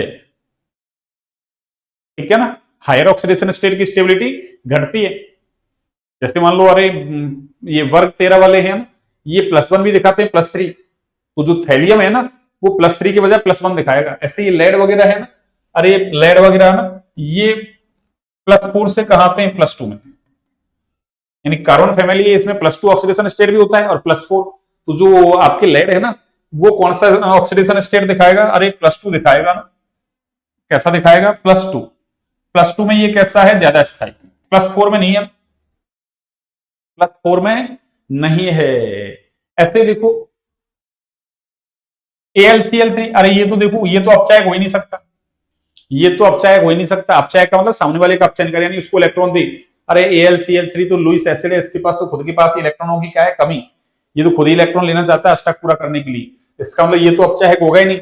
अब बच्चे ये, इसमें से मैंने क्या कहा, लेड +4 भी दिखा था, अरे Pb+2 Pb+4 तो ज्यादा स्टेबल कौन सा है, Pb+2, क्यों, Pb+4 हायर ऑक्सीडेशन स्टेट होगी ना, Pb+2 कैसा है, लोअर, तो मैंने क्या लिखा, हायर ऑक्सीडेशन स्टेट की स्टेबिलिटी क्या होती है भाई, अरे ऊपर से नीचे जाते हैं तो घटती है, हायर ऑक्सीडेशन स्टेट की स्टेबिलिटी क्या होती है, घटती है, किसमें, पी ब्लॉक में, डी ब्लॉक में उल्टा होता है, हायर ऑक्सीडेशन स्टेट की स्टेबिलिटी बढ़ती है, वर्ग में जाते हैं तो, जबकि यहाँ घट रही है, तो इसका मतलब Pb+2 तो कैसा है, अरे +2 ऑक्सीडेशन स्टेट में ही है, तो ये तो कैसा है, अरे अपनी है ना भाई स्थायी ऑक्सीकरण अवस्था में है ना, तो ये तो खुद का ऑक्सीकरण नहीं करना चाहेगा, क्यों, +2 से +4 में जाना नहीं चाहेगा ना, अरे जाना चाहेगा क्या, नहीं जाना चाहेगा, ठीक है ना।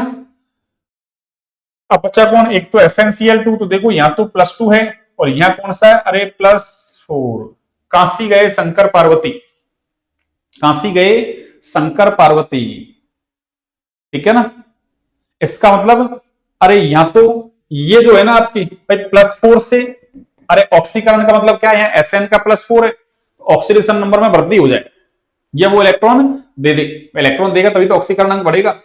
इसका मतलब +4 से मान लो अरे +5 या +6 में ये तो जाएगा नहीं, अरे +5 या +6 में जाएगा नहीं, क्यों, मैक्सिमम कितना दिखा रहे हैं +4, तो फिर ये, अरे ये जा सकता है ना, +2 से +4 में जा सकता है, यानी इसका खुद का ऑक्सीकरण हो सकता है, तो सामने वाले का ये क्या कर देगा, अपचयन कर देगा। तो हमारा राइट आंसर कौन सा है, अरे हमारा राइट आंसर यही है, कौन, SnCl2, ये कैसा है, अरे अत्यधिक प्रयोग में लिया जाने वाला अपचयक है।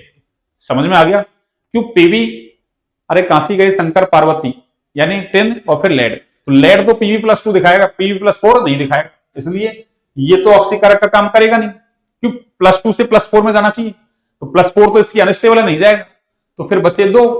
अब ये +4 है, मैक्सिमम +4 दिखा रहे हैं, तो +5 +6 दिखाएगा नहीं, तो इसका मतलब क्या हुआ, इसका खुद का ऑक्सीकरण होगा नहीं, तो ऑक्सीकरण होगा नहीं तो ये अपचयन करेगा नहीं, तो फिर बचा कौन, ये, क्यों, 10 तो अरे +2 से +4 में जा सकता है ना, लेड लेड नहीं दिखा रहा, +4 10 तक तो दिखा सकता है ना, ठीक है ना, तो इसलिए कौन, SnCl2 कैसा है आपके, अरे अत्यधिक प्रयोग में लिया जाने वाला अपचयक। और अगर याद हो आपको 12th क्लास में एक अपना ना स्टीफन अभिक्रिया काम में लेते हैं, जिससे एल्डिहाइड बनाते हैं, वहां साइनाइड का अपचयन करवाते हैं SnCl2 और HCl की प्रेजेंस में,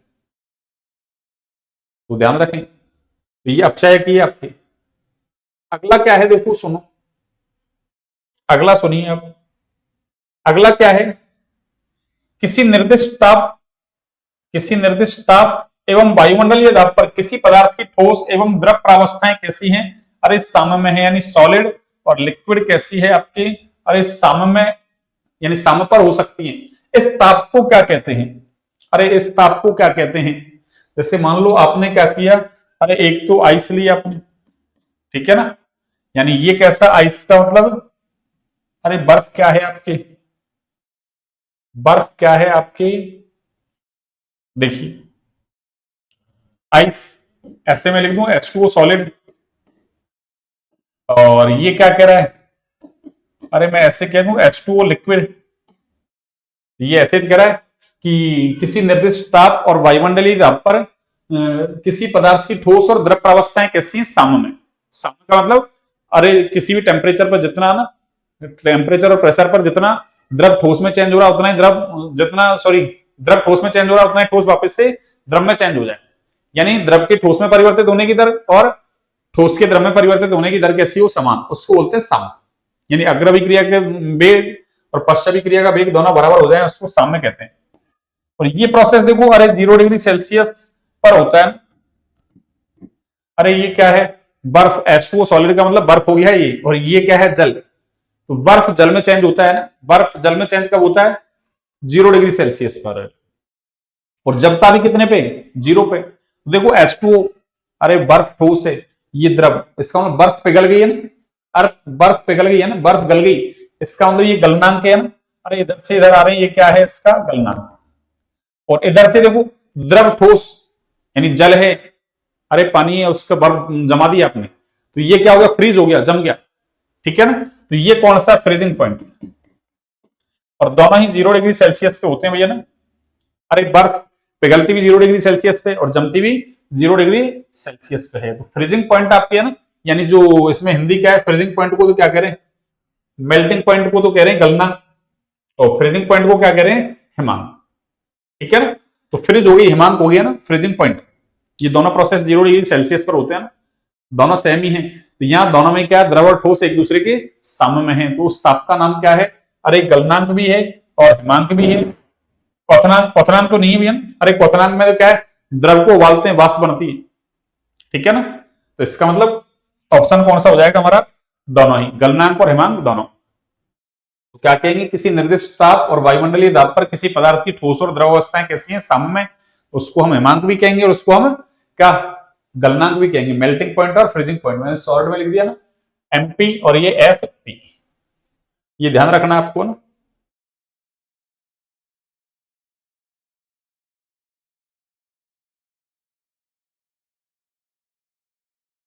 हाँ जी,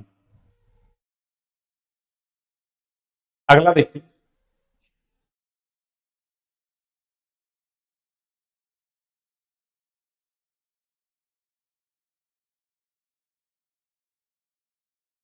हाँ जी, देखिए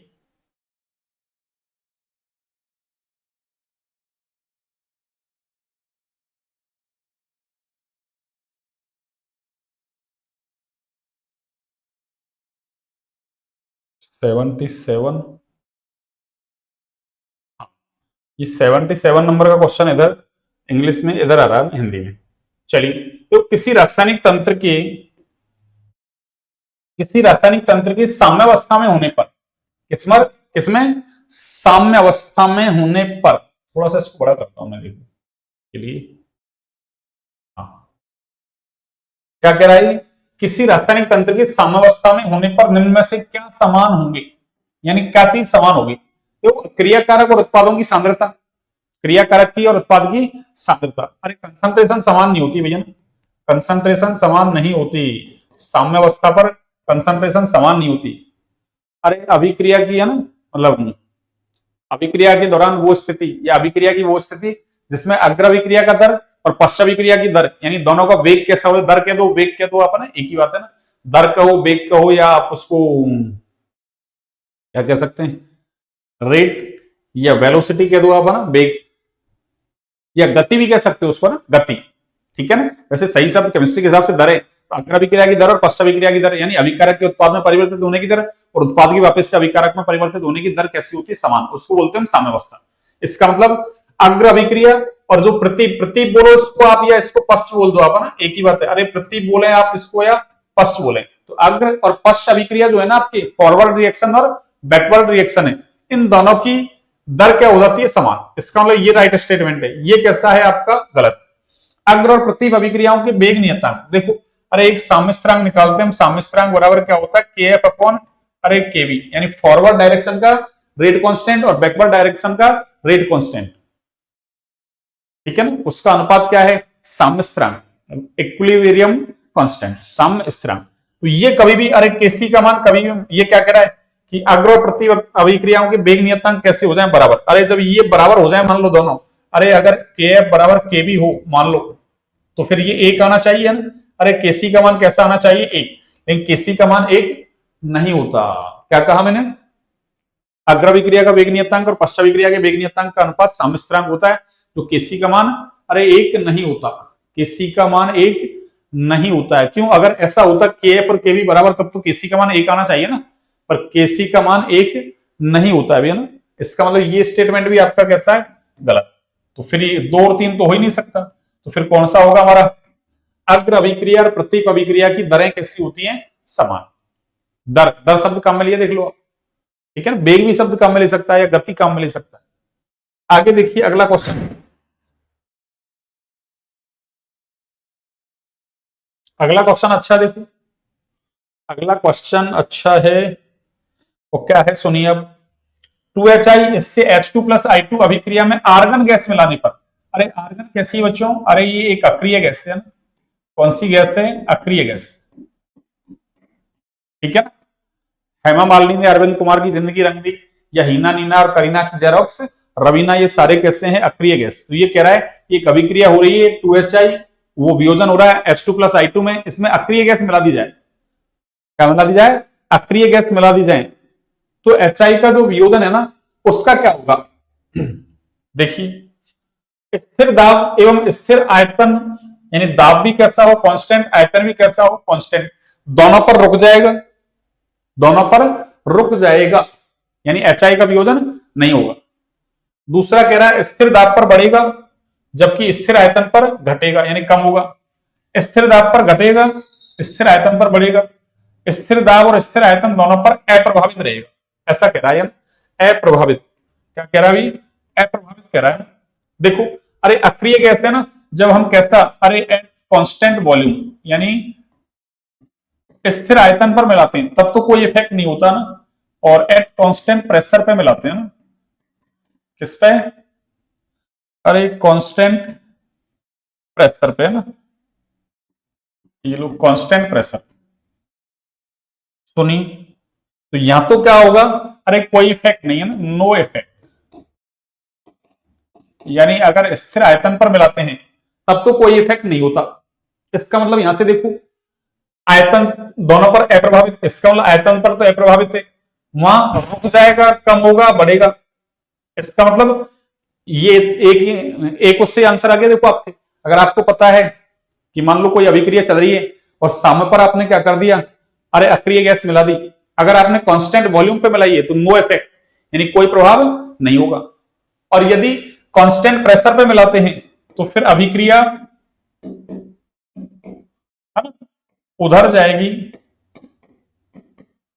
उधर जाएगी जिधर मोलों की संख्या में, या जिधर मोलों की संख्या क्या हो, अरे अधिक,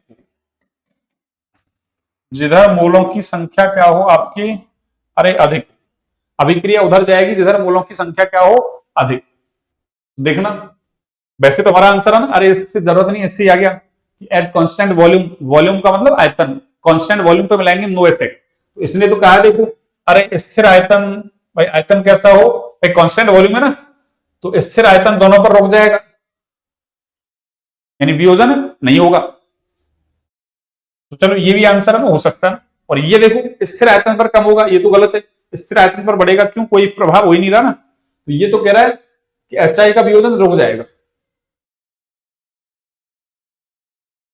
ठीक है ना, ये तो रुक जाने कह रहा है, क्योंकि वहां तो कह रहा हुआ ना भाई नो इफेक्ट हो रहा है, तो हमारा आंसर तो वैसे ही आ रहा है एक, कौन सा, ये वाला। लेकिन फिर भी इसको देख लेते हैं कि इससे तो कोई प्रभाव नहीं हो रहा, प्रभावित नहीं हो रहा ना सामने। और इधर देखो, अरे इसके भी देखो H2 का 1 मोल, I2 का भी 1 मोल, अरे स्टोइकोमेट्रिक गुणांक मोल के बारे में बताते हैं भैया ना, अरे स्टोइकोमेट्रिक गुणांक का मतलब, अरे अभिकारक उत्पाद के आगे लिखे हुए गुणांक क्या कहलाते हैं, स्टोइकोमेट्रिक गुणांक, ये अभिकारक और उत्पादों की मध्य मोल, आयतन, अणुओं की संख्या, द्रव्यमान, इनके बारे में क्या दिखाते हैं, संबंध। तो यहां से हमको क्या पता चल रहा है, HI के आगे 2 गुणांक है, इसका मतलब HI के 2 मोल, और H2 का गुणांक 1, I2 का गुणांक भी 1, इसका मतलब 1 और 1 2 मोल, इधर भी 2 मोल, इधर भी 2 मोल। और अपन क्या करें, कांस्टेंट प्रेशर पर यदि अक्रिय गैस मिलाते हैं अपन, तो फिर अभिक्रिया उधर जाएगी जिधर मोलों की संख्या अधिक हो, तो यहाँ तो दोनों तरफ 2-2 मोल है, तो अभिक्रिया किधर भी नहीं जाएगी। इसका मतलब कि आप कांस्टेंट वॉल्यूम पर या कांस्टेंट प्रेशर दोनों पर ही यहाँ क्या मिलाओ, अक्रिय गैस मिलाओ, कोई प्रभाव नहीं होगा। इसका मतलब स्थिर दाब और स्थिर आयतन दोनों पर HI का वियोजन कैसा रहेगा, अप्रभावित। वो तो सब में ही अप्रभावित रहेगा ना, कांस्टेंट वॉल्यूम पर मिलाओगे, आप वॉल्यूम को कांस्टेंट रख रहे हो और अक्रिय गैस मिला रहे हो तो कोई प्रभाव नहीं होगा। लेकिन इसका ध्यान रखें अपन, नीचे वाले का, किसका, नीचे वाले का ध्यान रखें। किसी को दिक्कत, जैसे मान लो नीचे वाले का, अरे मैं ऐसे ले लू, मान लो ये N2 प्लस, मान लो जैसे मैं लिख दूं यहां 3H2, ठीक है ना, और इससे क्या बन रहा है आपकी, अरे 2NH3 बन रहा है। और हमको पता है यहाँ उत्प्रेरक क्या लेते हैं अपन, अरे उत्प्रेरक आयरन लेते हैं भैया। और मान लो मैंने इसमें क्या किया, अरे अक्रिय गैस मिला दी इसमें, मान लो ये लो अक्रिय गैस आर्गन मिला दी, और किस पे मिलाई मैंने, अरे कांस्टेंट प्रेशर पे मिलाई है ना, क्यों, कांस्टेंट वॉल्यूम पे मिलाएंगे तब तो सामने पर कोई प्रभाव नहीं पड़ेगा ना, अभिक्रिया अरे अक्रिय गैस मिलाने से किधर भी नहीं जाएगी ना, तो अग्र में ना पश्चिम में, पर कांस्टेंट प्रेशर पे मैंने क्या मिला दिया, आर्गन गैस मिला दी। तो अपन क्या करें, जब अक्रिय गैस मिलाएंगे तो अभिक्रिया उधर जाएगी जिधर मोलों की संख्या या आयतन में क्या हो रही हो, वृद्धि, यानी बढ़ रहा हो या अधिक हो। तो देखो इधर तो 1 मोल 3 मोल कितने हैं, 4 मोल, और इधर कितने हैं, अरे 2 मोल। तो जैसे ही मैं अक्रिय गैस मिलाऊंगा तो अभिक्रिया किधर जाएगी आपकी, अरे अभिक्रिया आपकी जिधर मोलों की संख्या क्या हो रही है, अधिक, उधर जाएगी। तो अभिक्रिया इधर चलेगी, इसका मतलब अरे अमोनिया टूटेगा किसमें, नाइट्रोजन और हाइड्रोजन में। और अगर आगे चलती तो ये दोनों मिलकर अमोनिया बनाते, नाइट्रोजन हाइड्रोजन मिलकर अमोनिया बनाते। ये किसका प्रभाव है, अरे ये अक्रिय गैस का प्रभाव है, याद रखें इसको ना, इंपॉर्टेंट है। कौन सा है ये, अक्रिय गैस का प्रभाव, अक्रिय गैस का प्रभाव, ठीक है ना। तो आंसर तुम्हारा वैसे आ गया, दोनों रुक जाएगा, भाई रोक रहा है, रुक थोड़ रहा है, इसकी वजह से कांस्टेंट वॉल्यूम की वजह से, तो इस वॉल्यूम से आंसर आ रहा है वैसे। अगला देखिए आप, अगला सवाल देखिए,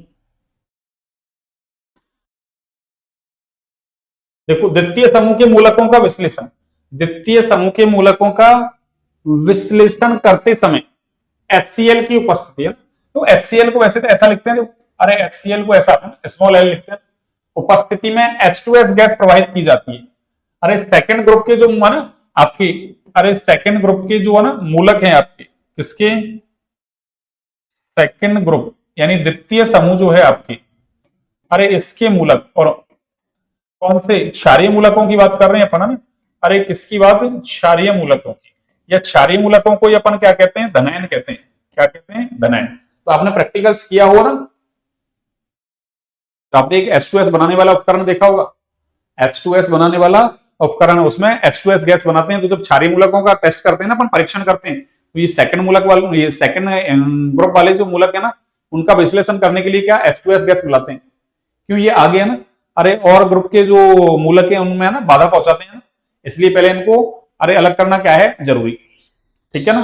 तो ये कह रहा है कि द्वितीय समूह के मूलकों का विश्लेषण करते समय HCl की उपस्थिति में H2S गैस प्रवाहित की जाती है, या HCl के स्थान पर HNO3 या H2SO4 का प्रयोग क्यों नहीं करते। अरे ये HCl जो है ना, HCl, ये देखो क्या करता है, सुनो। अरे H2S है ना, H2S ऐसे टूटता है, देखो, अरे H प्लस 2 है ना, तो 2H प्लस, और ये S-2 ऐसे टूटता है ना। अब यदि इसमें क्या अपन ने HCl की उपस्थिति में क्या कर रहे हैं, H2S गैस प्रवाहित कर रहे हैं, तो HCl कैसे टूटेगा, अरे HCl स्ट्रॉन्ग एसिड है भी ना, H प्लस Cl माइनस। तो देखो अपन एक समायन प्रभाव पढ़ते हैं ना, कौन सा प्रभाव, अरे सम आयन प्रभाव। कौन सा प्रभाव, सम आयन प्रभाव। कौन सा बच्चों, सम आयन प्रभाव।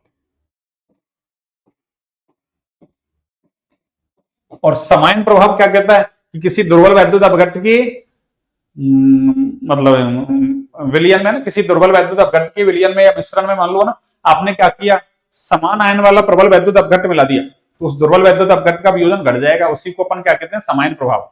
अरे दुर्बल वाला पहले ही बहुत कम टूट रहा है, मान लो, अरे कोई दुर्बल वैद्युत अपघट्ट है, जैसे मान लो ये H2S दुर्बल है, ये मान लो अगर 10% टूट रहा है, मान लिया अपन ने 10%। अब इसमें अपन ने क्या किया, HCl मिलाया, और जैसे HCl मिलाया तो देखो, अरे ये H प्लस समान आयन वाला क्या मिला दिया अपन ने, प्रबल वैद्युत अपघट्ट। HCl कैसा, प्रबल, समान आयन वाला प्रबल वैद्युत अपघट्ट मिला दिया, तो जो H2S 10% टूट रहा था, मान लो 5% टूटेगा, तो क्या हुआ, दुर्बल वैद्युत अपघट्ट का वियोजन घट गया। दुर्बल वैद्युत अपघट्ट का वियोजन क्या हो गया, अरे घट गया, किसकी वजह से, समायन प्रभाव की वजह से। ठीक है ना। इसलिए अभिक्रिया किधर जाएगी, अरे इधर जाना है ना, जाने की कोशिश करेगी किधर, बैकवर्ड डायरेक्शन में। कौन सी डायरेक्शन में, बैकवर्ड डायरेक्शन में। इस वजह से क्या होगा, ये जो H2 माइनस है ना, सल्फाइड आयन है ये, और जो द्वितीय समूह के जो धनायन है ना, ये सेकंड ग्रुप के धनायन या क्षारीय मूलक हैं, वो आपस में ना अरे क्रिया करके क्या अवक्षेप बना लेते हैं। क्या बना लेते हैं, अवक्षेप। किससे, सल्फाइड आयन से क्रिया करके सेकंड ग्रुप वाले जो क्षारीय मूलक हैं या धनायन हैं, वो क्या बना लेते हैं, आपके अवक्षेप। जैसे मान लो, अरे सेकंड ग्रुप में Pb+2 है, कौन है, Pb+2, तो Pb+2 S-2 से मिलके क्या बना देता है, अरे PbS, लेड सल्फाइड का अवक्षेप दे देगा यार। तो उसका जो KSP मान है ना, वो है ना बढ़ जाएगा ना, KSP मान क्या होगा, अरे बढ़ जाएगा ना। ये है ना, देखो Hg+2 Pb+2 Bi+3 Cu+2, ठीक है ना।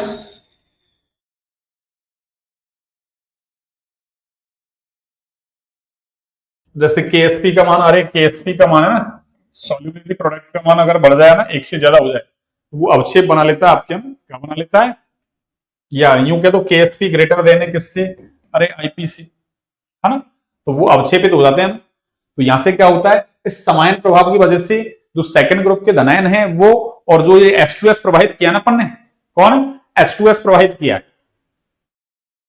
कौन, H2S, तो H2S से क्या मिला अपन को, S-2 मिला। तो दोनों क्रिया करके जो है ना क्या बनाते हैं, अरे ये सल्फाइड बना रहे हैं, जैसे लेड का सल्फाइड बन गया, तो ये अवक्षेपित हो जाते हैं। क्यों, उसका KSP मान है वो IP से ज्यादा हो जाता है, इसलिए अवक्षेप बना लेते हैं। ठीक है ना, सेकंड ग्रुप वाले।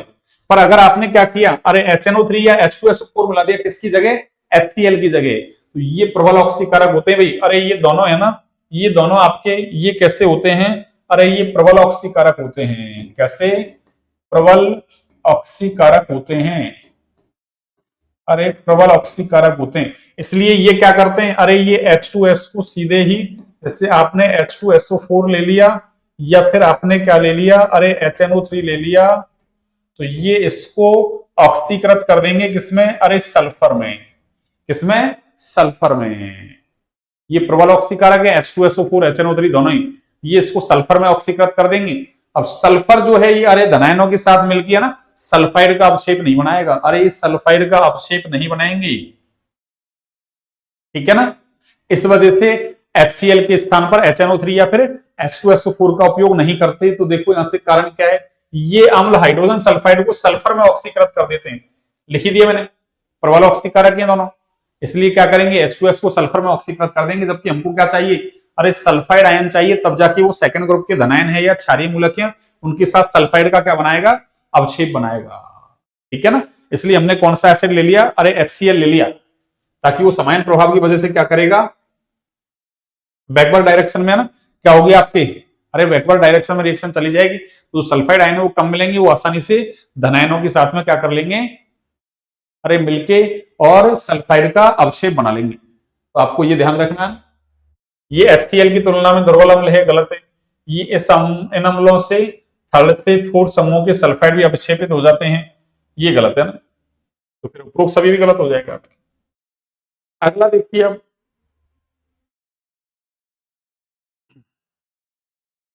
अगला क्या है सुनिए, निम्न में से किस यौगिक के जलीय विलयन की पीएच न्यूनतम है। अरे पीएच सबसे कम किसकी है ना, यानी ये कौन सा यौगिक है उसके जलीय विलयन की पीएच कम है। अरे ये लवण का जो जलपघटन है ना, वहां से सवाल है, किससे, अरे लवण का जलपघटन। देखो आपको पता है ना, लवण 4 प्रकार के होते हैं, स्ट्रॉन्ग एसिड स्ट्रॉन्ग बेस के है ना मिलकर बने लवण एसिड। अरे स्ट्रॉन्ग एसिड स्ट्रॉन्ग बेस वाले, एक स्ट्रॉन्ग एसिड हो जाए वीक बेस हो जाए आपकी, दूसरा लवण ये है, या एसिड कैसा हो जाए वीक, बेस कैसा हो जाए स्ट्रॉन्ग, या फिर दोनों ही कैसे हो, अरे वीक।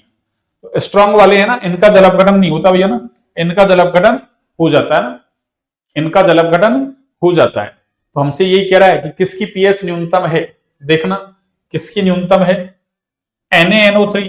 देखो इसका जलापघटन करवाएंगे ना, इससे क्या मिलेगा, अरे एक तो NaOH और एक मिलेगा आपके HNO3, और दोनों ही कैसे हैं, स्ट्रॉन्ग। यहां से क्या मिलेगा, अरे यहां से मिलेगा आपके NaOH और साथ में H3PO4, और इससे क्या मिलेगा, अरे इससे NH4OH और एक क्या मिलेगा HCl, और इससे आपके KOH और ये H2SO4, ठीक है ना, KOH और H2SO4 जलापघटन करवाएंगे तो, अरे जलापघटन करवाएंगे तो ये मिलेगा ना। यहां से देखो आप, सुनिए ये कैसा है आपके, अरे ये स्ट्रॉन्ग बेस है आपकी, और ये कैसा है, स्ट्रॉन्ग एसिड। इनका जलापघटन नहीं होता है ना, यानी इनसे जो विलयन मिलता है ना वो उदासीन प्रकृति का होता है। उदासीन का मतलब, अरे पीएच जो आएगी ना आपकी वो कितनी आएगी, यहाँ 7। यहाँ देखो ये तो स्ट्रॉन्ग बेस है, पर एसिड जो है ना ये, अरे ये वीक है भैया, तो जो स्ट्रॉन्ग होता है ना उसी के अकॉर्डिंग पीएच आती है ना, यानी विलियन जो मिलता है उसी के अकॉर्डिंग मिलता है। स्ट्रॉन्ग बेस है, एसिड वीक है, इसका मतलब बेसिक नेचर का क्या होगा यहाँ, सॉल्यूशन। तो इसका मतलब बेसिक नेचर है तो पीएच क्या होगी, अरे ग्रेटर देन 7 होगी, ठीक है ना।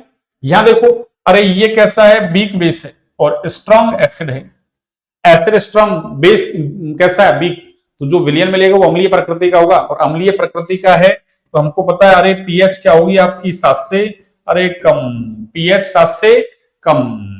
और इधर ये भी स्ट्रॉन्ग है आपके, अरे स्ट्रॉन्ग बेस, और ये स्ट्रॉन्ग एसिड, तो ये भी कैसा है, उदासीन, तो यहां भी पीएच कितनी है आपके, अरे 7 है भैया ना। तो देखो वो 7 7 7 से ज्यादा 7 से कम, तो कौन सा होगा हमारा ऑप्शन, अरे हमारा ऑप्शन हो जाएगा ये लवणों के जलापघटन से है, यानी हाइड्रोलाइसिस ऑफ सॉल्ट, उससे है। तो देखिए अभी तक हमने 65 और 15 क्वेश्चन कर लिए ना, कितने, 15।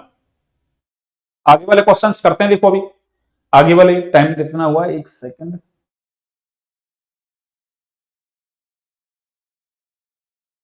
हाँ चलिए देखिए, विद एक्सप्लेनेशन आपको ना पूरा एक्सप्लेन कर रहा हूं मैं ना, ऐसे नहीं अपन केवल आंसर दे रहे, नहीं अब तक तो ये पेपर होता था आंसर आंसर देते तो ना। अगला देखिए अब,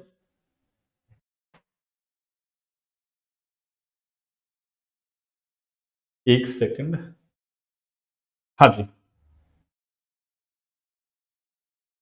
चलिए और 2 4 5 क्वेश्चन कर लेते हैं अपन, बाकी क्वेश्चंस कल करेंगे ना। देखिए क्वेश्चन नंबर 81, ये सवाल भी आपके बार बार आ रहा है, सेकंड ग्रेड में भी आया है सवाल। देखिए इसको समझ लो आप, ये Ca3PO4 का होल ट्वाइस, यानी कैल्शियम का फॉस्फेट दे रखा है ना, कैल्शियम का क्या है, फॉस्फेट। अरे इसका नाम क्या है, calcium phosphate, calcium phosphate, calcium phosphate का नाम है इसका कैल्शियम फॉस्फेट। ये लीजिए कैल्शियम फॉस्फेट है ना। अब सुनिए ये कह रहा है इसकी जल में विलेयता, विलेयता दे रखी है आपको x मोल प्रति लीटर, कितना।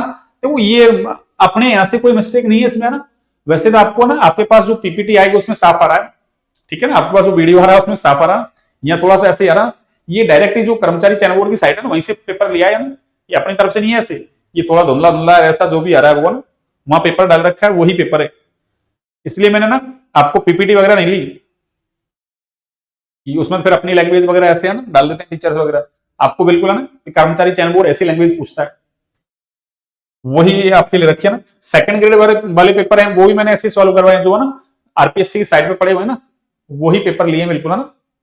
देखिए आप आगे, कैल्शियम फॉस्फेट की जल में विलेयता दे रखी है आपको x मोल प्रति लीटर, इसका विलेयता गुणनफल क्या होगा, जो विलेयता गुणनफल को हम केएसपी से दिखाते हैं ना, केएसपी सॉल्युबिलिटी प्रोडक्ट, विलेयता गुणनफल। और देखो केएसपी का एक फॉर्मूला याद रखें आप, अरे केएसपी का एक फॉर्मूला क्या है, x की पावर x, y की पावर y और s की पावर x प्लस y।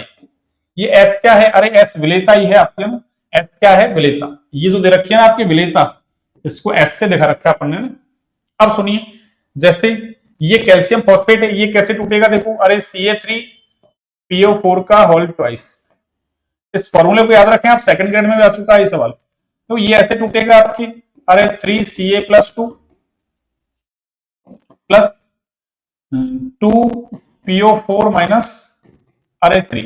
अब देखो जैसे मैं कैल्शियम को x कह दूं और फॉस्फेट को y कह दूं, तो यहाँ कैल्शियम तो कितने 3, तो मैं ऐसे कह दूं कि x तो 3 और y कितना है भाई, अरे y 2 है, फॉस्फेट 2 है ना, कैल्शियम 3 है, फॉस्फेट कितने हैं 2, तो क्या कर दो फॉर्मूला लगाओ आप, क्या है आपके, अरे KSP बराबर x की पावर x, तो x कितना है 3, तो 3 की पावर 3 डॉट y कितना है, अरे 2 की पावर 2 और डॉट s कितना है x plus y, x plus y का मतलब अरे 3 प्लस 2, ये लो हो गया। तो 3 का घन अरे 27 इंटू 2 का स्क्वायर 4 और s की पावर अरे 5 हो गया ना, और 27 को 4 से गुणा करते हैं तो आप 108, s की पावर कितना है 5, आ रहा है आंसर 108 x की पावर, सॉरी हाँ एक सेकंड देखो, अरे दिक्कत नहीं है, s भाई मोलरता को x लिख रखा है ना इसने, s की जगह x लिख लो बस, तो मैं इसको ऐसे करूं, देखो या चेंज कर दूं मैं, भाई s कितना है अपने पास x है ना, s तो ये क्या होगा x की पावर 5, तो हमारा आंसर कौन सा हो गया, ये 108 x की पावर 5। विलेयता गुणनफल का कोई सा सवाल हो आप इस फॉर्मूले से सॉल्व कर सकते हैं, KSP बराबर x की पावर x, y की पावर y और s की पावर x प्लस y। अब s जो भी दे, यहाँ तो x माना है, पर मान लो वैल्यू 2 दे देता तो हम 2 रख लेते, बस 2 की पावर 5 कर लेते, क्या फर्क पड़ रहा है उससे, ठीक है ना, इस तरीके से आपको आना चाहिए। अगला देखिए,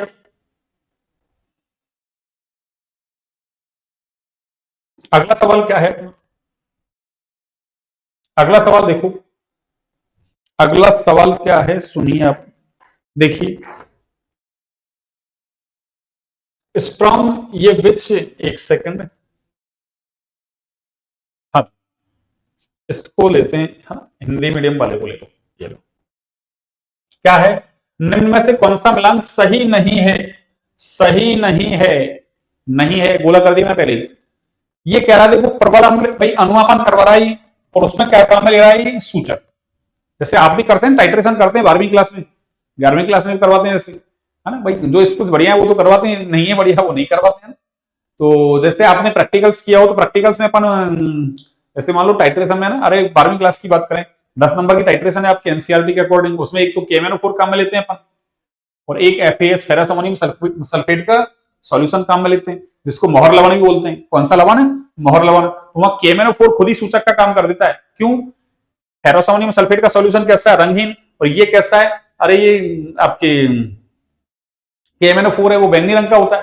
कैसा होता है? बैंगनी रंग का। अब जैसे FeS के अंदर KMnO4 मिलाते हैं तो एक पॉइंट ऐसा आता है उस पर, अरे जो कलरलेस सॉल्यूशन था ना FeS का, वो हल्का गुलाबी हो जाता है। इसका मतलब KMnO4 कैसा है? अरे स्वयं सूचक का काम करता है मानो। जैसे अपन लिटमस पेपर भी काम में लेते हैं, वो भी सूचना देने का काम करते हैं। अगर मान लो कोई सॉल्यूशन है, उसमें आपने क्या किया, लाल लिटमस पेपर डाला, नीला हो गया, इसका मतलब क्षारीय है वो। और अगर आपने नीला डाला, लाल हो गया, तो वो कैसा? अम्लीय। और लाल लाल ही रहे, नीला नीला ही रहे, इसका मतलब उदासीन है। और अगर लाल नीला हो जाए, नीला भी लाल हो जाए, दोनों काम हो जाए, तो वो उभयधर्मी होता है। वो कैसा होता है? आपके उभयधर्मी, यानी दोनों धर्मों का पालन करे, अम्लीयता क्षारीयता दोनों दिखाए। तो ये कह रहा है प्रबल अम्ल और प्रबल क्षार ले रखे ना, उसके लिए सूचक का काम कौन करेगा? फिनोप्थेलिन और एक मैथिल ऑरेंज है ना। कौन सा? मैथिल ऑरेंज। ये है ना रंजक है आपके ना, सूचना देने का काम कर रहे हैं, सूचक कहलाते हैं इसलिए ना। रंजक को क्या करें? सूचक, सूचना देने का काम कर रहा है ना। ये सही है भैया ना, ध्यान रखें आप, ये सही है। ये वाला दुर्बल अम्ल और प्रबल क्षार, यानी बीक एसिड हो, स्ट्रॉन्ग बेस हो, उसके लिए क्या काम में लेते हैं? बीक एसिड, इसका मतलब फिनोप्थेलिन काम में लेते हैं, ये भी सही है। और प्रबल अम्ल और दुर्बल क्षार यानी स्ट्रॉन्ग एसिड बीक बेस, इसके लिए मैथिल ऑरेंज काम में लेते हैं। तो आप ऐसे याद रख लो ना भाई, स्ट्रॉन्ग वाले हैं दोनों, फिनोप्थेलिन मैथिल ऑरेंज दोनों काम में ले रहे हैं। अब एसिड कैसा? बीक, बेस कैसा? स्ट्रॉन्ग, तो कौन सा? फिनोप्थेलिन काम में ले रहे हैं। और एसिड कैसा? स्ट्रॉन्ग, बेस कैसा? बीक, तो कौन सा? मैथिल ऑरेंज काम में ले रहे हैं। और दुर्बल अम्ल और दुर्बल क्षार के लिए मैथिल रेड काम में नहीं लेते भैया। वैसे तो इसका अनुमापन है ना, अरे सही नहीं है ना, इसका दुर्बल अम्ल और दुर्बल क्षार का अनुमापन सही नहीं आता है वैसे ना, लेकिन फिर भी अपन इसके लिए ना रंजक लिखना चाहे ना, कोई शार्प पॉइंट ऐसा ना, कोई तीक्ष्ण बिंदु आता नहीं है ना किसके लिए, दुर्बल अम्ल और दुर्बल क्षार के लिए, वो हमको सही सही सूचना दे सके। लेकिन फिर भी है ना, आप काम में लो तो मैथिल रेड नहीं है, इसकी जगह कौन सा है? Phenol red. कौन सा है? अरे फिनोल रेड। एक तो ये, और एक है आपके ब्रोमो, हाँ यहां लिख दूं मैं, चलो यहां लिख दूं bromo thymol, bromothymol blue, blue या ब्लू कुछ भी कह दो आप, ये इसके लिए काम में ले सकते हैं ना।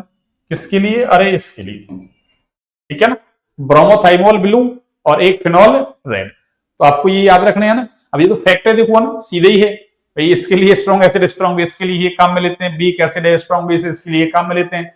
और अगर मान लो स्ट्रॉन्ग एसिड बीक बेस से तो ये काम में लेंगे, बीक एसिड बीक बेस से तो ये काम में लेंगे।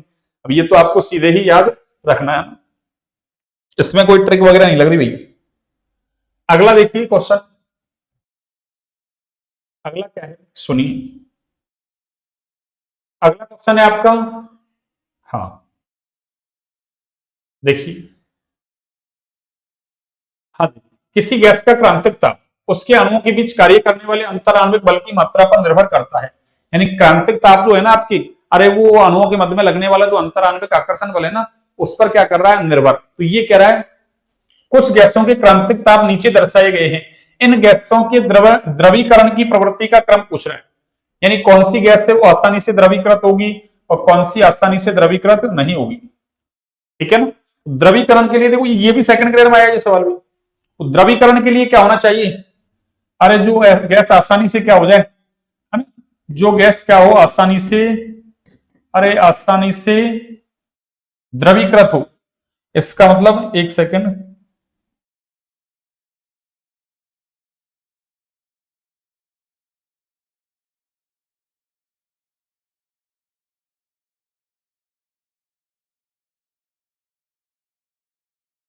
द्रवीकरण के लिए क्या, देखिए द्रवीकरण की प्रवृत्ति का क्रम होगा, देखो ना, यानी जिस गैस का क्या होगा, अरे टीसी, टीसी का मतलब क्रिटिकल टेम्परेचर उच्च हो, जिस गैस का क्रांतिक ताप उच्च हो उसका क्या होगा, अरे आसानी से द्रवीकरण होगा ना, आसानी से क्या होगी भाई, जिस गैस का क्या होगा टीसी उच्च होगा वो आसानी से क्या होगी द्रवित। इसका मतलब क्रांतिक ताप जितना ज्यादा होगा उस गैस का द्रवीकरण उतना ही आसानी से हो जाएगा। तो यहां से देखिए आप, आपको क्रांतिक ताप दे रखा है, देखो CO2 का 304.1 दे रखा है, NH3 का 405.5 दे रखा है, और इसका 154.3 है, और H2 का तो 33.2 ही है। तो जिसका क्रांतिक ताप ज्यादा उसका द्रवीकरण भी ज्यादा, यानी लिक्विफिकेशन है वो क्रिटिकल टेम्परेचर की समानुपाती, यानी जिसका क्रांतिक ताप ज्यादा उसका द्रवीकरण भी आसानी से होगा, यानी उसका द्रवीकरण भी ज्यादा होगा। तो ये यही तो कह रहा है। तो अमोनिया का देखो सबसे ज्यादा है, इसका मतलब अमोनिया आसानी से द्रवित होगी। अमोनिया ये रहा, अमोनिया ये रहा, दो जगह है, इसका मतलब ये दो तो कर दिया। अरे हाइड्रोजन को ज्यादा बता रखा है ना, तो जिसका क्रांतिक ताप कैसा है कम उसको ज्यादा बता रखा है, तो गलत है। अब अमोनिया के बाद किसका नंबर आएगा, CO2 का। इधर CO2 है, इधर भी CO2, कोई दिक्कत नहीं। आगे देखो O2 का 154.3 है, H2 का कितना 33.2, इसका मतलब पहले कौन आएगा O2, इधर क्या दे रखा है H2, इसका मतलब ये गलत है, इधर O2 फिर H2। तो सीधा सा कंसेप्ट है कि जिस गैस का क्रांतिक ताप ज्यादा है उसका द्रवीकरण आसानी से होगा। अगला देखिए,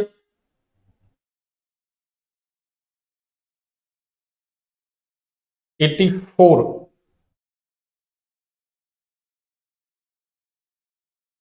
अपन ने 19 क्वेश्चन सॉल्व कर लिया ना। ऐसे करते हैं, आज की क्लास को बच्चों यहीं तक रखते हैं ना। क्लास अच्छी लगे तो क्लास को लाइक सब्सक्राइब शेयर करें भाई, ज्यादा से ज्यादा शेयर करें ना, तो आपका रेस्पॉन्स क्या रहता है ना उस पर डिपेंड करेगा कि भाई आपको मतलब कितना अच्छा समझ में आ रहा है, आपको बेहतरीन कंटेंट दिया जा रहा है या नहीं दिया जा रहा है। सारे मैंने एक्सप्लेन किए विद एक्सप्लेनेशन आपको ना, ऐसे नहीं आंसर आंसर बता दिया आपको, जिससे आपको एक आइडिया लगेगा कि भाई लेवल असिस्टेंट के अंदर ऐसा पेपर आता है। फिर हम उससे और अप लेवल चलेंगे ना, क्यों 22 में एग्जाम लगा है, अभी 25 26 में एग्जाम लगेगा आपकी, तो 4 साल में तो ना काफी कुछ ना चेंज हो जाता है। तो अपन उसी लेवल से क्या करेंगे, उसको लेके चलेंगे आपके ना एग्जाम। ठीक है, चलिए तो आज की क्लास को बच्चों यहीं तक रखते हैं ना। क्लास अच्छी लगे तो क्लास को लाइक सब्सक्राइब शेयर करें। क्लास का पेपर सॉल्यूशन है ना अच्छा लगे तो लाइक सब्सक्राइब शेयर करें, है ना, और बढ़िया बढ़िया कमेंट्स लिखें आप ना। ठीक है, चलिए।